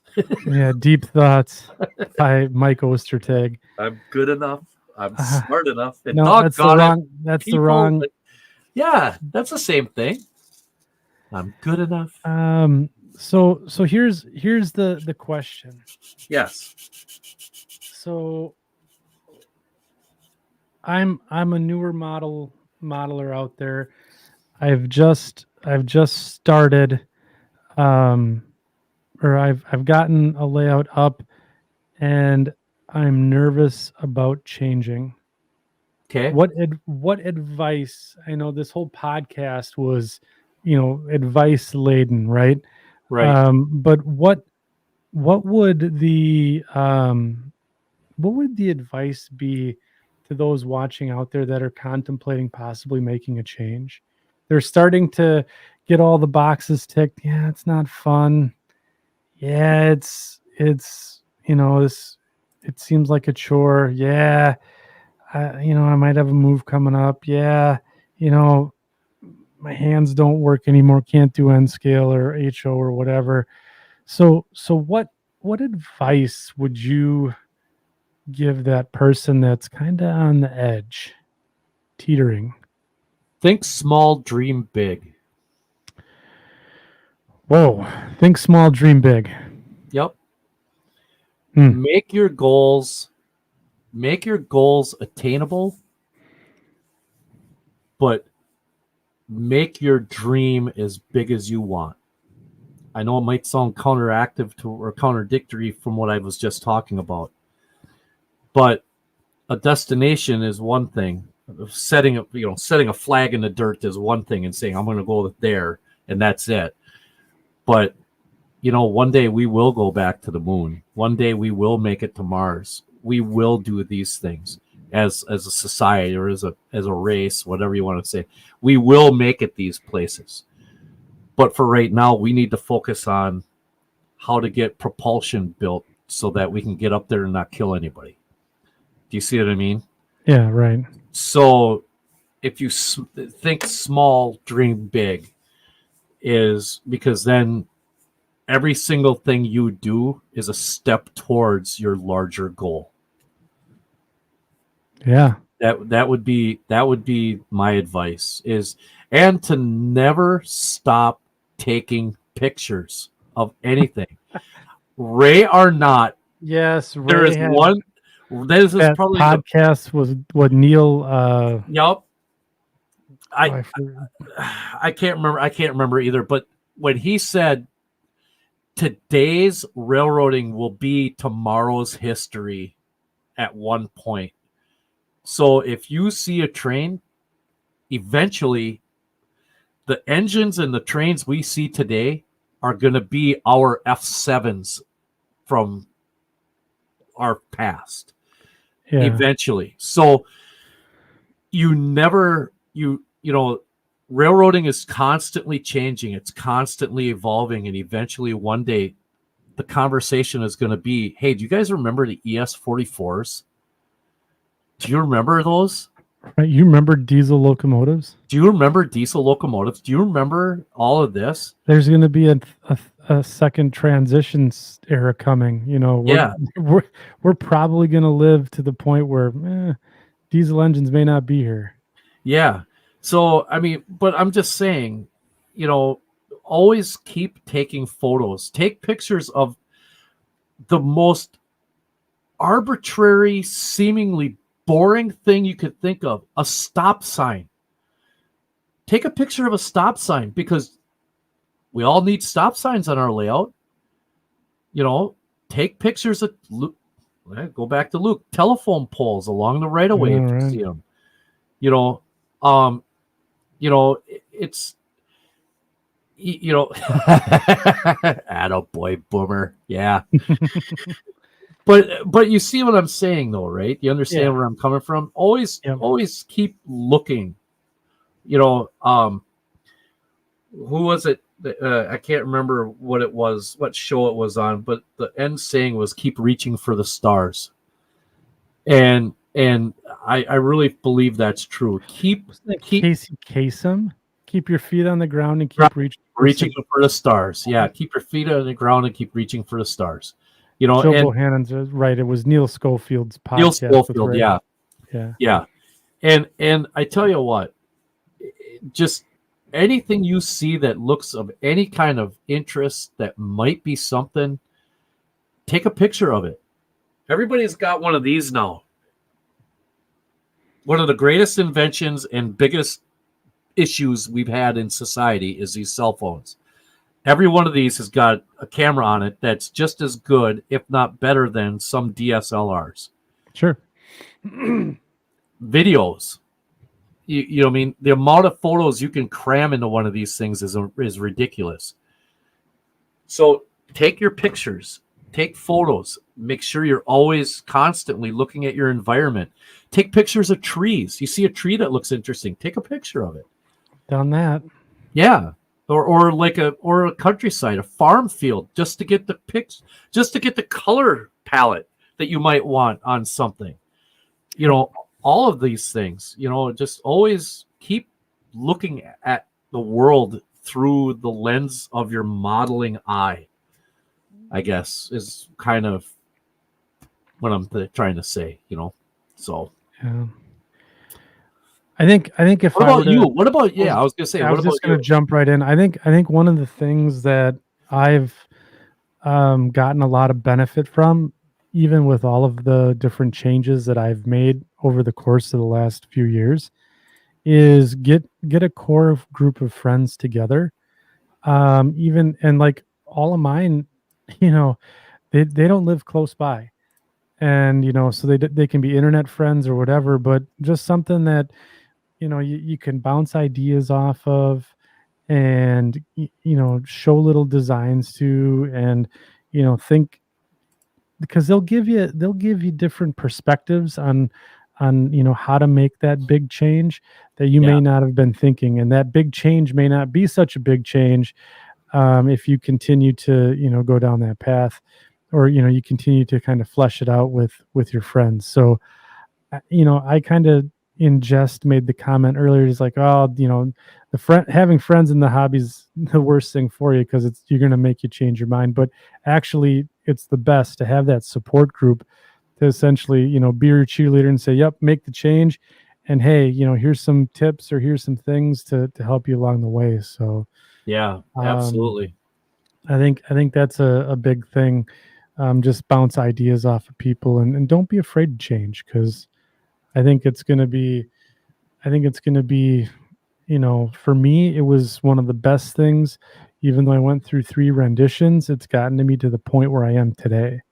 Yeah. So, you know, for me, that's the big thing. You know, that all of that was practice to get to where I am, and it kind of goes back to what you said with the Start small, dream big. Everything progresses you, makes you 1% better to get you to where you're at today. So Yeah, absolutely. I totally agree. It's we're always just never stop learning. yeah, That's a really important thing too, right? I mean, right, everybody needs to keep learning, and uh, it's just we kind of sometimes lose track of our own goals sometimes just because we see what everybody else is doing, and we kind of lose focus sometimes when it comes to that, sure. and so but hey, I wanted to show, if I could real quick, here's what this car is going to look like. Here, just I found this while we were window, nope, Chrome tab. There we go. Share. There. That's what that car. That's what one of those cars is going to look like. Yeah, we went all the way back. That's a good way to kind of tie that back to the segment that we had here. So yeah, so that's what this is gonna. That's what that car is gonna look like. One of them will. I'm not sure if I can do this. Share this tab instead. Yep. This is what the other car is going to look like, possibly. It won't have the RRLX on it. I got to figure out. I've got pictures somewhere of what this one was. it's a different, because this is too new. It's a 2006 photo. like that's like cow poop brown. Yeah, it is. That's what that Yeah. is. That's Yeah. So yeah, I mean, this is actually, if I could, I I'd do like that two of one. these. Yeah, if I could, I'd do two of these, but I kind of want to mix it up a little bit. Maybe I'm not sure. I might just look up this car number right here, 6480 whatever. This might be a second one with the same paint scheme, but I might have to look that car number up and see what that was painted. But Sure. yeah, that's where that's going to be. So anyway, Okay. So I think so we're 2 hours and 15 minutes in here. okay, So do we want to, and I think what I'd like to do tonight is cut her off at 3 hours. So sounds good. do we want to do the what's on the workbench? There's quite a few of them out there. Sure, let's do that. And then we'll hang on to the locomotive of the show for the next go round. Whatever you want to do. So That's I know fun. you got them prepared. I got it keyed up. It's all ready to go right now. Okay. So I think what we'll do is we'll do the let's do the wow and see how it goes. Yeah, let's do the wow and see how it goes. So we're gonna wake up the Greasy Meat Hands band here, get them set up, and we'll kick off the next segment here. So stand by.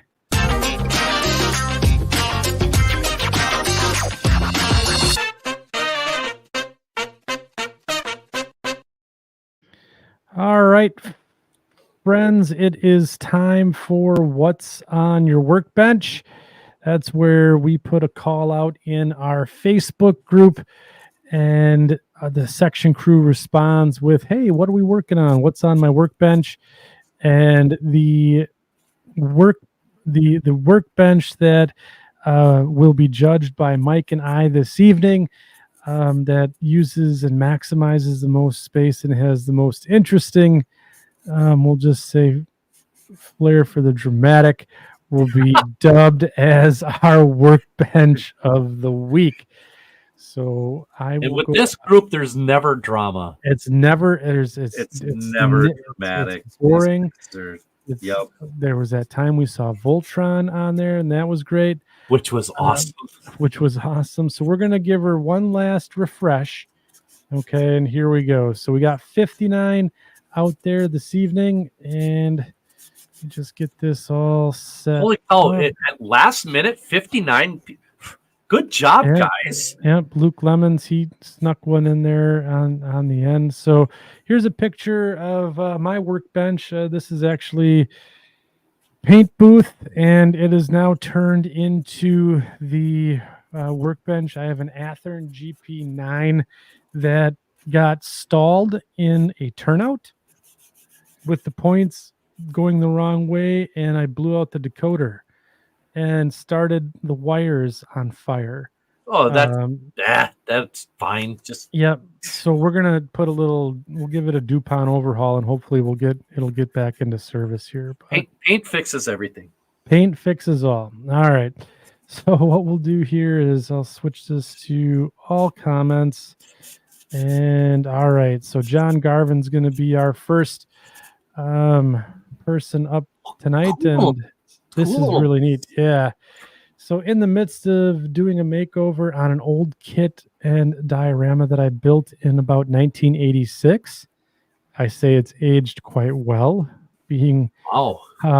what, 40, almost 40 years old. Wow. Yeah, a white metal kit, Tucker Brothers Machine Shop kit by Woodland Scenics. I know I used rubber cement to assemble the kit, also a nasty substance.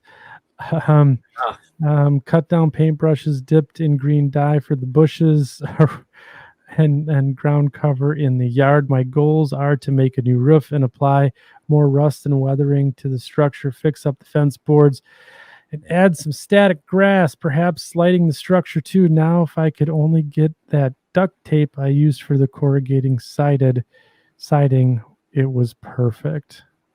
Wow. So that was really good, John. That's a nice picture there. Mike Shanky.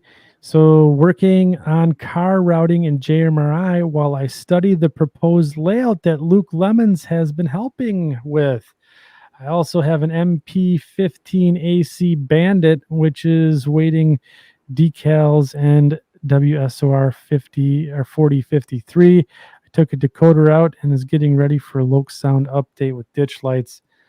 Oh, no moss grows on the Rolling Stone, Mike. It's good to see that you're plugging right along. I like the Sue Second sub sticker there on the fascia. It's a nice touch. Wonder how that got there. No clue. Here we go. Matt Berman says working on the NS PS 4750 finished product as a reply.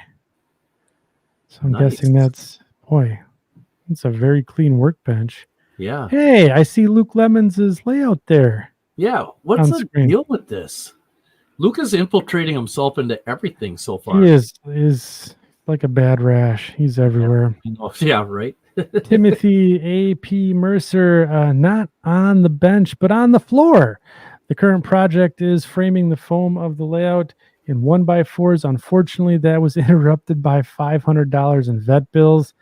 Hopefully, new projects next month. Well, I also hope the vet bills, turn out for the best. I just had that happen this week myself with an aging dog. So hope things go well for you there, Timothy. All right, we'll scroll back down. Bill Kenkel, kit bashing a Walthers kit into a background flat. I love that.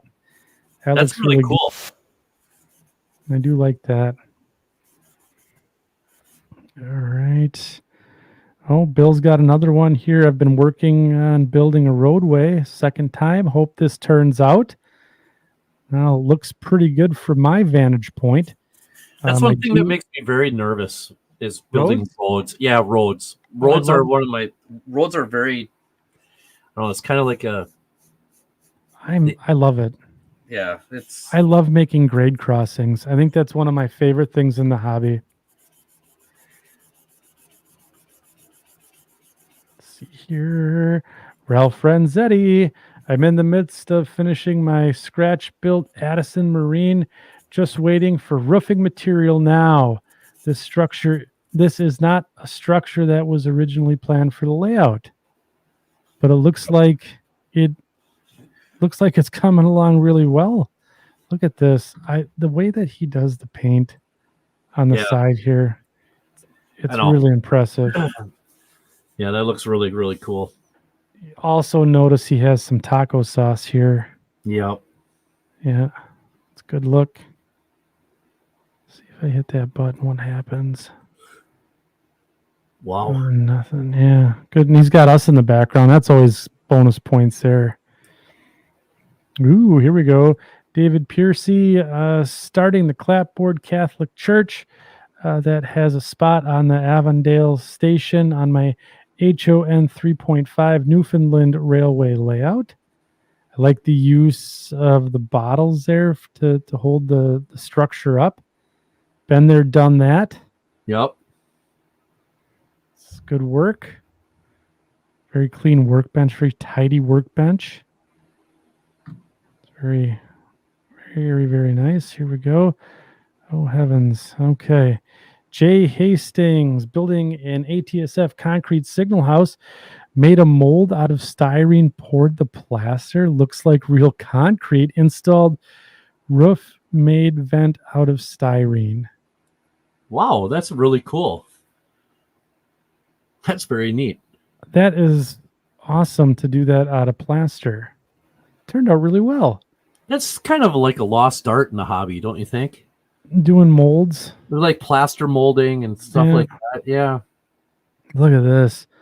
Can smell the creosote from here. Yeah, right. Dennis Blank Jr. finished staining the wood for my N-scale trestle bents. Now finishing staining the ties. I've been there, done that. Boy, that's a labor of love, isn't it? Yes, it is. That looks good, Dennis. Love the variation in the colors, though. Yeah. Looks really, really cool. Randy Timmerman, been busy lately. Had time to start painting tracks so I could get more laid in the future. Now we're talking. Nice. Look at that. Second section on the big screen there. I love to see that. Boy, he's got the paint booth set up there. He's rocking and rolling. Way to go, Randy. Track's coming along. See, he's got his cocktail here. That's a good start. Yep. Looking good. Love it. All right. Tony Dixon, of course, regular contributor to the What's on the Workbench, working on some trucks this evening. Those looks like a pair of Suburbans, square box Suburbans. Oof. Love that. Tony is a former Workbench of the Week winner and the primary shareholder in Evergreen Styrene. I don't know if you knew that. I did know that. Yeah, I knew that. Yeah, he's the 51% shareholder of Evergreen. Robert J. Thomas, back to some old truss rod gondolas for the 1910 era Frisco layout. 2 Westerfield models and a Philadelphia and Reading resin model from Dave Hussman that has taken way too long to get around to building. Previous build on the top shelf for reference. Wow. Westerfield kits. Now there's something you don't see every day. Yeah, that's some real old school stuff, isn't it? Wow. Yeah. Yeah, it is. Way to go, Robert. All right. Scrolling. Keep them doggies scrolling. All right. John Cockle working on rewiring a Digitrax PM42 power manager. Wow. This is my favorite right here. I'm going to tell you why. Look in the background. Look at this. The hula girl. Is that one of those hula girls that you put on your dashboard and she just kind of wiggles around? And she just kind of wobbles? Yeah, she kind of wobbles around. Yeah. I don't know. This one's pretty good. I will say, though, he's going to get a couple of points off there's a lot of space here. Yeah. We got a nice smattering of things. I see looks like some flywheels here, possibly an engine from an N scale. We got the lighter there. That's good. You got to have that. The mug with the pens and pencils, various jugs of random liquids, and, and then the hula girl. I think this is really good, but we could really utilize some of this space for at least 12 more projects. Right. Yep. That was good. The hula girl. You never know what you're going to find on these workbench photos. They're just fantastic. Greg Gay working on pulling working on a pulling truck, 3D printed from Justin Grimm at Grimm Model or at Grimm Bros Custom 187 Models. I picked these up at Amherst along with some other stuff. First of all, Greg, good on you for going with Grimm Brothers Customs. They got some really neat stuff, and I've been wanting to get after them myself. Looks like a lot of stuff to go through on that 3D fret. So good luck. A lot of supports there that she looks like you're gonna have to chew up. All right. All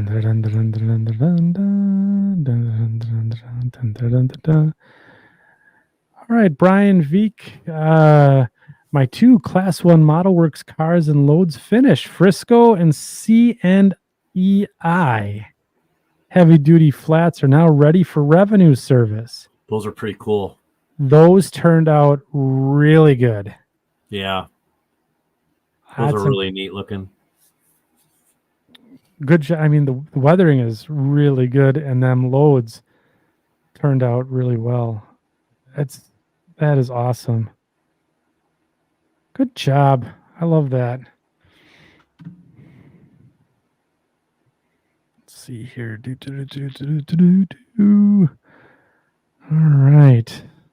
Ryan Osmalski. I tried my hand at ballasting a module with a ground limestone product from a previous job.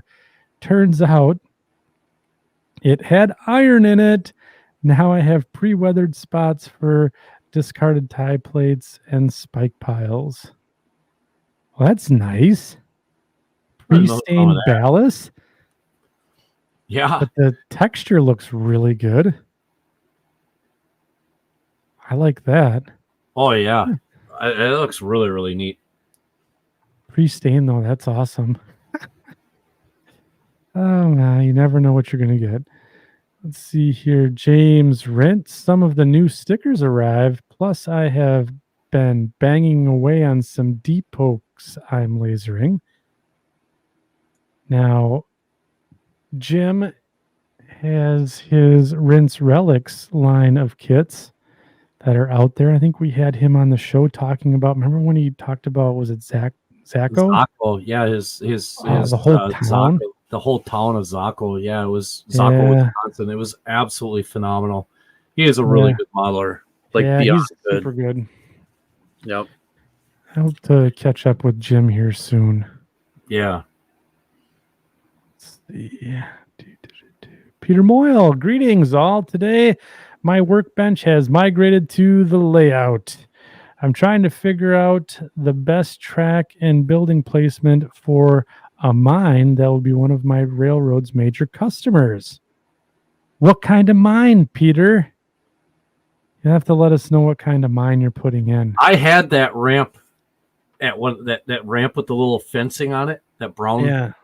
I had one of those growing up from a train set that I had. I haven't seen one of those in a long time. I think that was for cattle cars at one time. I think that's what that one was. And they made a gray one for like piggybacks at one time. Really? Yeah. Yeah. I mean, he's got the lighter there. Looks like he's bending up some tubing, stuff like that.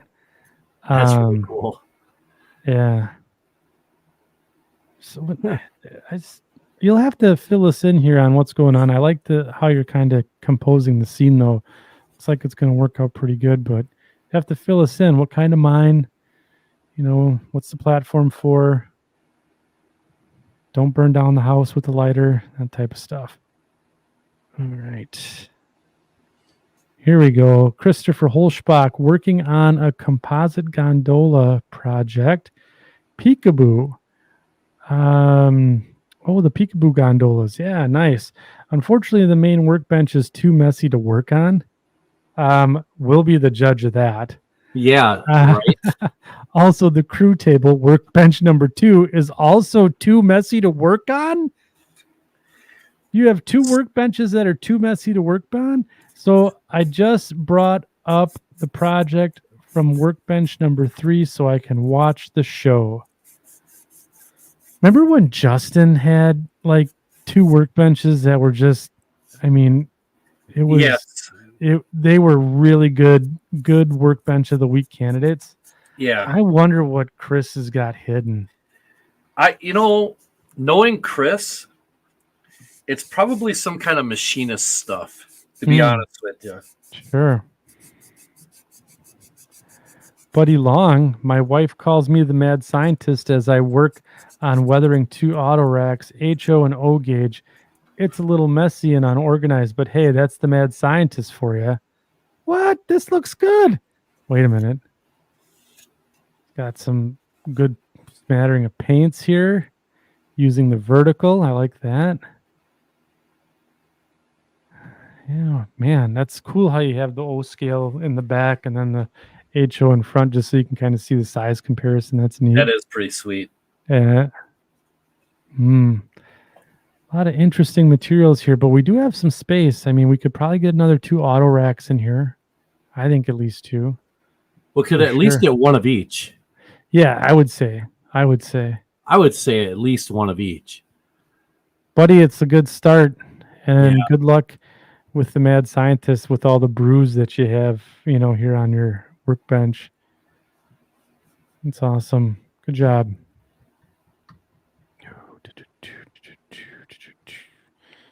All right, let's see here. So Jeffrey Henderson working on my backdrop, got my workbench done and now got my bench work done and now getting ready to paint 64 SF of the backdrop using 800 styrene over 1/8 masonite, 32 linear and 32, I'm going to say 32 inches linear, well, maybe 32 feet and 24 inches tall. The final is a point-to-point layout 12 by 8 around the wall, while only leaving a 3-foot gap for entry and a removable section for rail fanning. Based on the CRI and P in the Quad City, Illinois area. More pictures and comments at his Facebook group here. So make sure you guys are checking him out over there. Got a link posted. Man, I don't know. David Winther, C&W wood box car with AK weathering pencils. That looks pretty neat. That's a long process though if he's got to do the whole car. Yeah. But he'll do it. Yep. Well, Yep. it's crazy like that. He'll do it. All right. Sean Hoppert installing scale couplers. Hey. On the Kool-Aid via this is a trip of a locomotive. Oh yeah. Is this a real thing? Yes. Yeah. Wow. Via did several different paint schemes of certain things like that. Kool-Aid was one of them. It's really kind of a neat engine. The only thing I can think of is like if Rapido did this engine, I'm guessing they did. If they had ESU Loke sound in it, and then instead of like the bell, it would be like the Kool-Aid man going, "Oh yeah!" every time it came into the station. That would be awesome. It's getting late. All right, let's see what else we got here. John Whithouse, a bit off the workbench, but I've been working on the street car dealership scene here on the KTRY. Been having some difficulty finding mid-80s Ford pickup trucks, so tell me about it. It's just impossible to find late 70s and early 80s vehicles in HO scale. It's my biggest gripe. I know. I don't have very many problems with vehicles. Yeah, I know. That's like the biggest advantage to being in S or 164 scale. Dennis Blank Jr., talk about changing the railroad, something that is a money saver, the no rail layout module. Ah, interesting. So modeling the snowmobile trail, is that what? Yeah, right. Well, it looks like we're in progress here. Or Yeah, looks good so far. interesting. All right, let's see here. All right, Mike Ooh, Christensen. This is a good workbench. yep. It's got C&W on there. Yikes. ESU Loke sound here on a bucket. That's really good. I like this organization here. Here's some cars for us. We could borrow some from Mike. It's got a good use of the vertical here. There's an old chassis in the back. Various glues. Yeah, this is good. This is a good Q-tips here. More chassis. Yeah, this is a good one, Mike. Let's see. Oh my God, he's got more. With the same picture? It's the same picture, I think. Maybe zoomed out just a fuzz. Hey.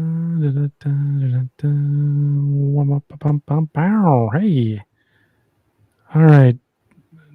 Dustin Holshoe building another Penn Central N5 caboose. That's awesome. Yeah. Bowser.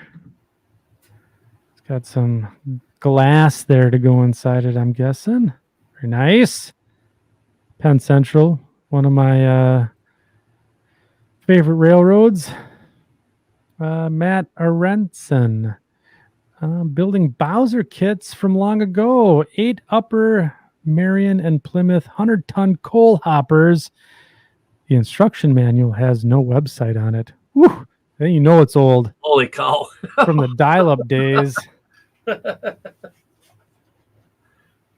That's old. Let's see. Mike Slater, former Workbench of the Week winner, working on 16 3D printed coal gondolas for a coal train that ran on the North Shore line.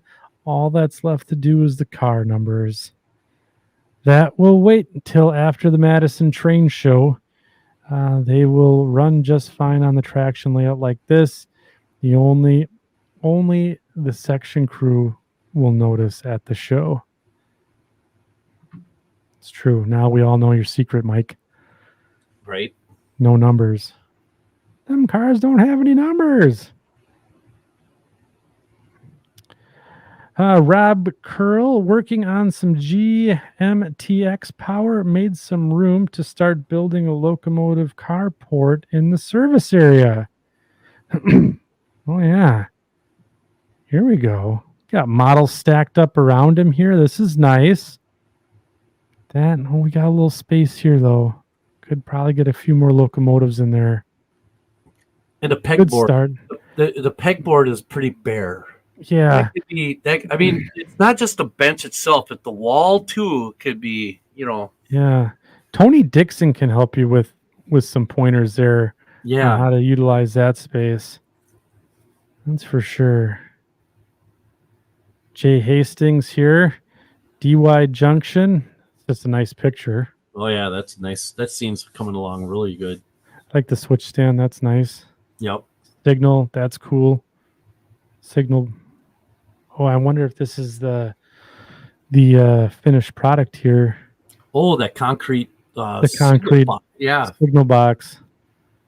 See, I was paying attention.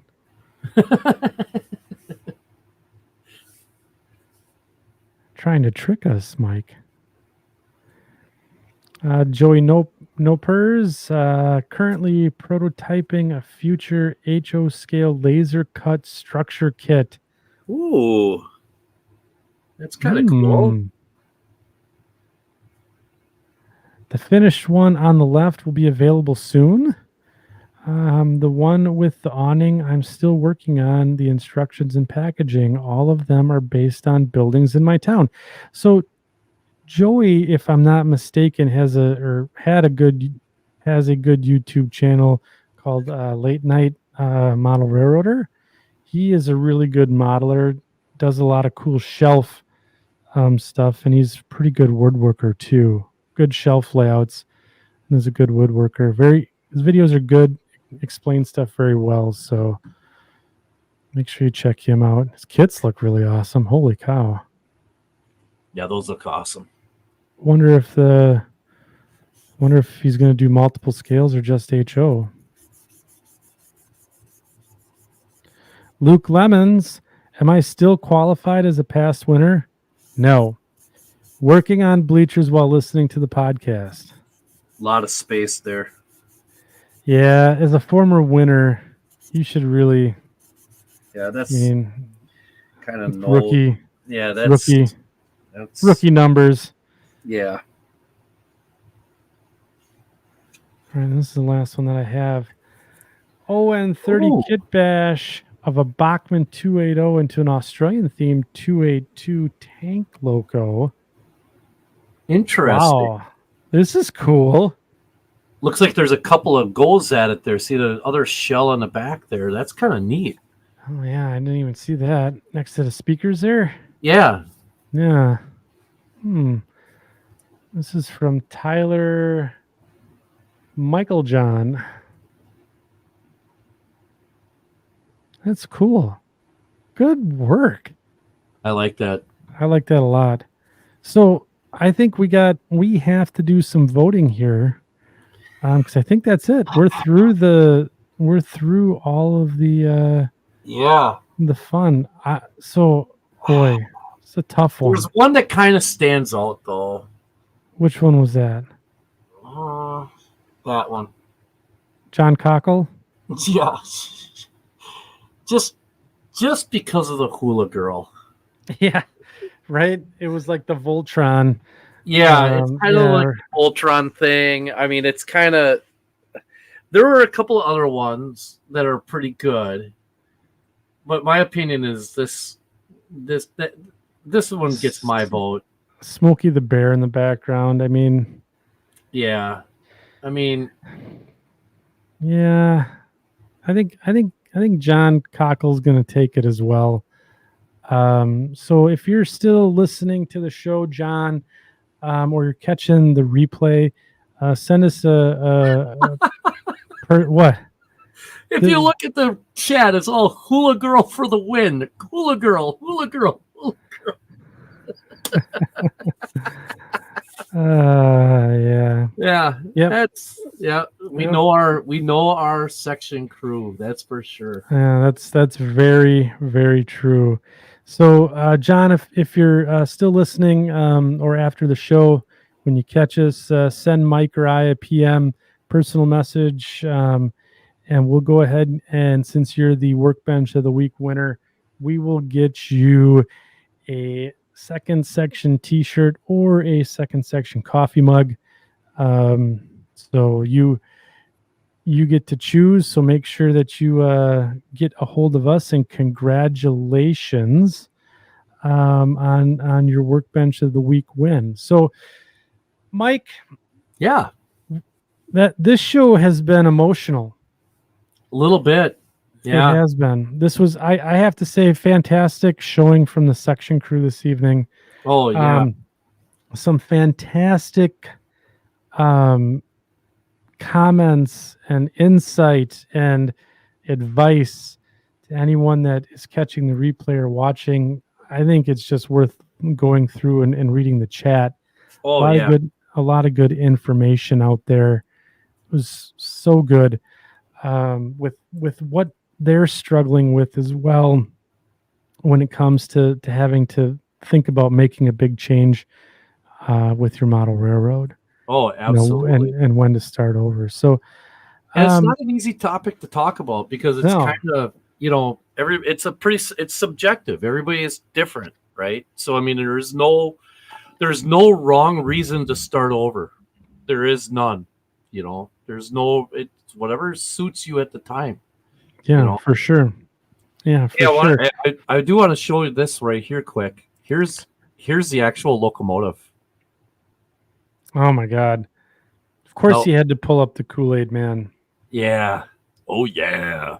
Oh yeah. That would be kind of cool if that was one of those secret sounds that they have in there. But look at the bug deflector on this. Is that a bug shield? Yeah, it's a clear bug shield type of thing. I'll be Sure. darned. Yeah. So anyway, I just wanted to pull that up because that's a pretty neat locomotive. So Oh, that's good. That's good. Um, so anyways, yeah, I just wanted to again say thanks to the crew for participating out on the Facebook page as well. Fantastic posts have been out there about modeling. Rail fanning's been sneaking in there, and that's good too. So it's been a really excellent group of modelers getting together and sharing and collaborating. So if you guys haven't joined the Facebook group yet, Second Section Podcast face on Facebook.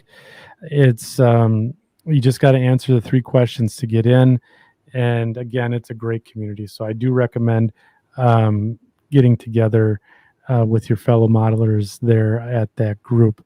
So what did you think of tonight's show, Mike? well, I think first of all, when we talked about doing this, we kind of came up a day or so ago. We said, "Hey, we need a topic," and I'm like, "What about starting over?" Because we both have talked about it, and it's like one of those things that it's another one of those topics where people just don't want to talk about it, right? And when you get into a circle group, you're changing, you're doing this, or you're, why are you doing that? Blah blah blah. There was a comment in there that about changing from that they changed scales and it was scary. Right there, Roger Moses right here has that, and that's really this right here was scary. It is scary.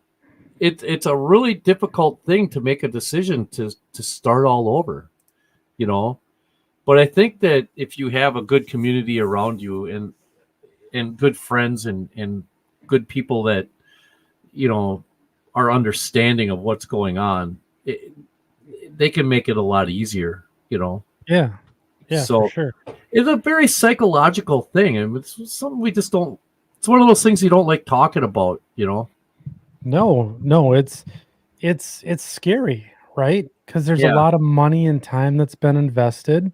Yeah. And it's a tough thing to talk about, and it's an even tougher thing to do.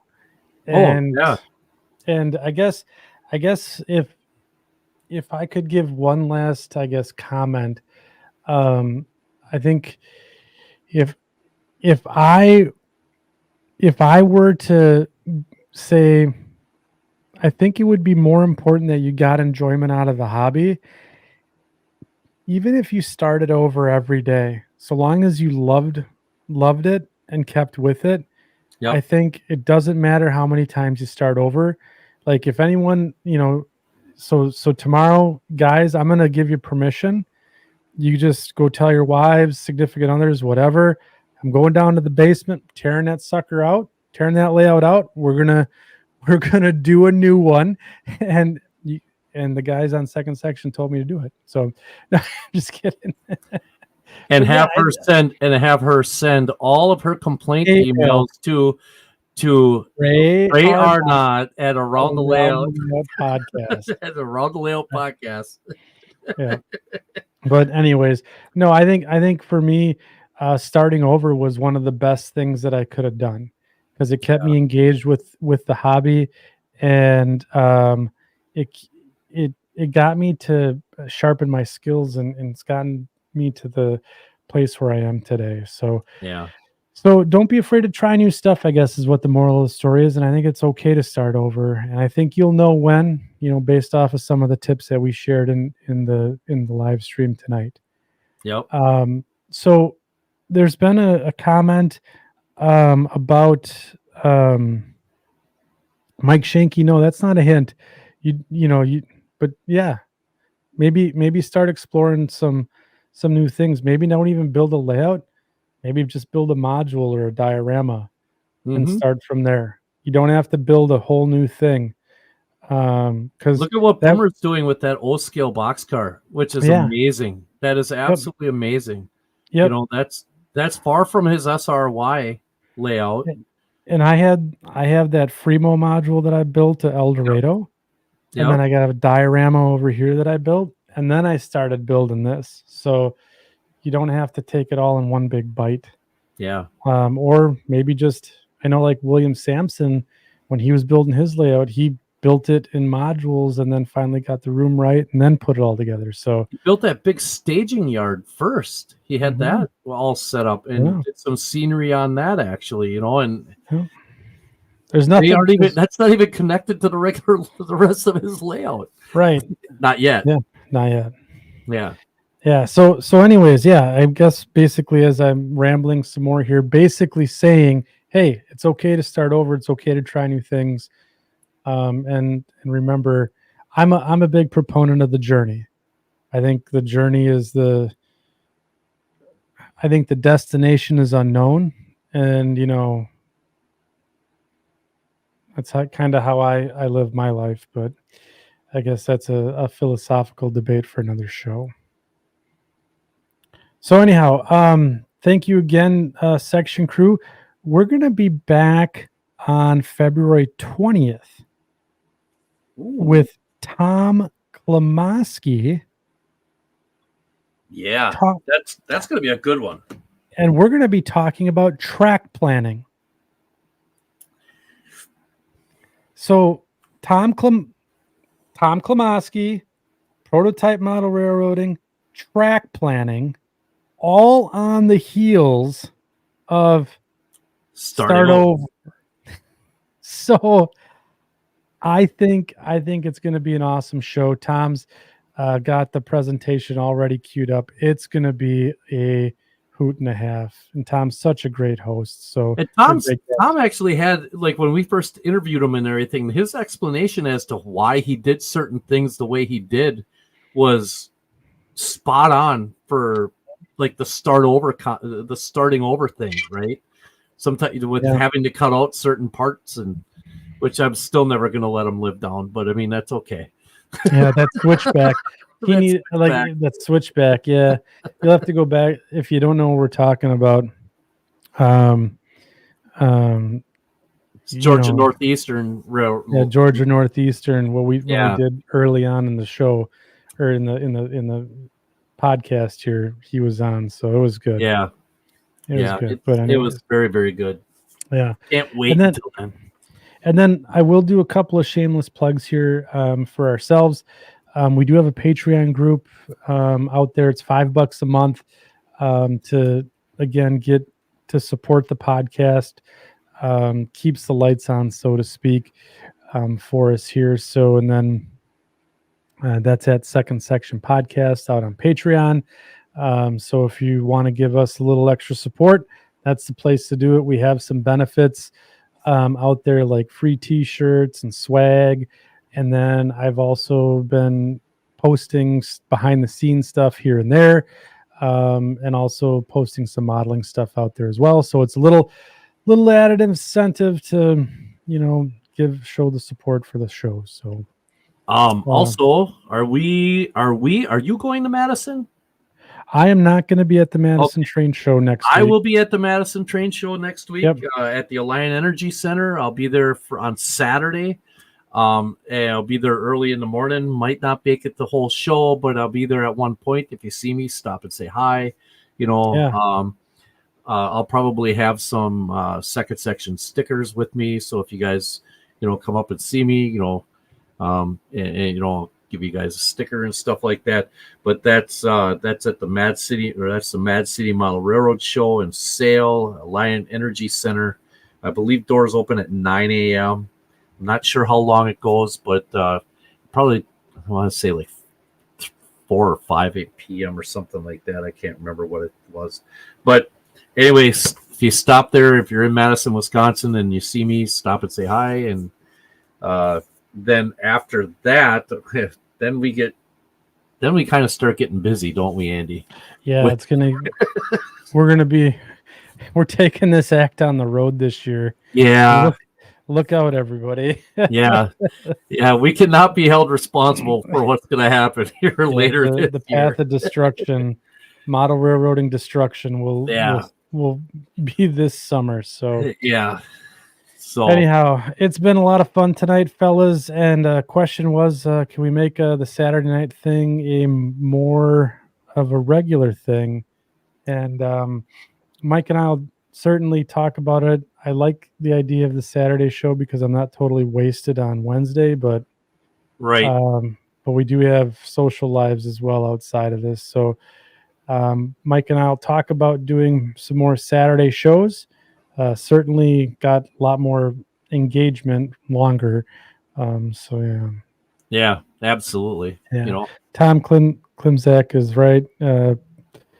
Patreon for bail money. That's really what we're going for. that's definitely a possibility. So anyways, so again, we'll see you all on the 20th. And thank you again for the great discussion this evening. It was a very fun show. And I can't wait to have Tom back on, talk about track planning. So yeah. Anything else, Mike?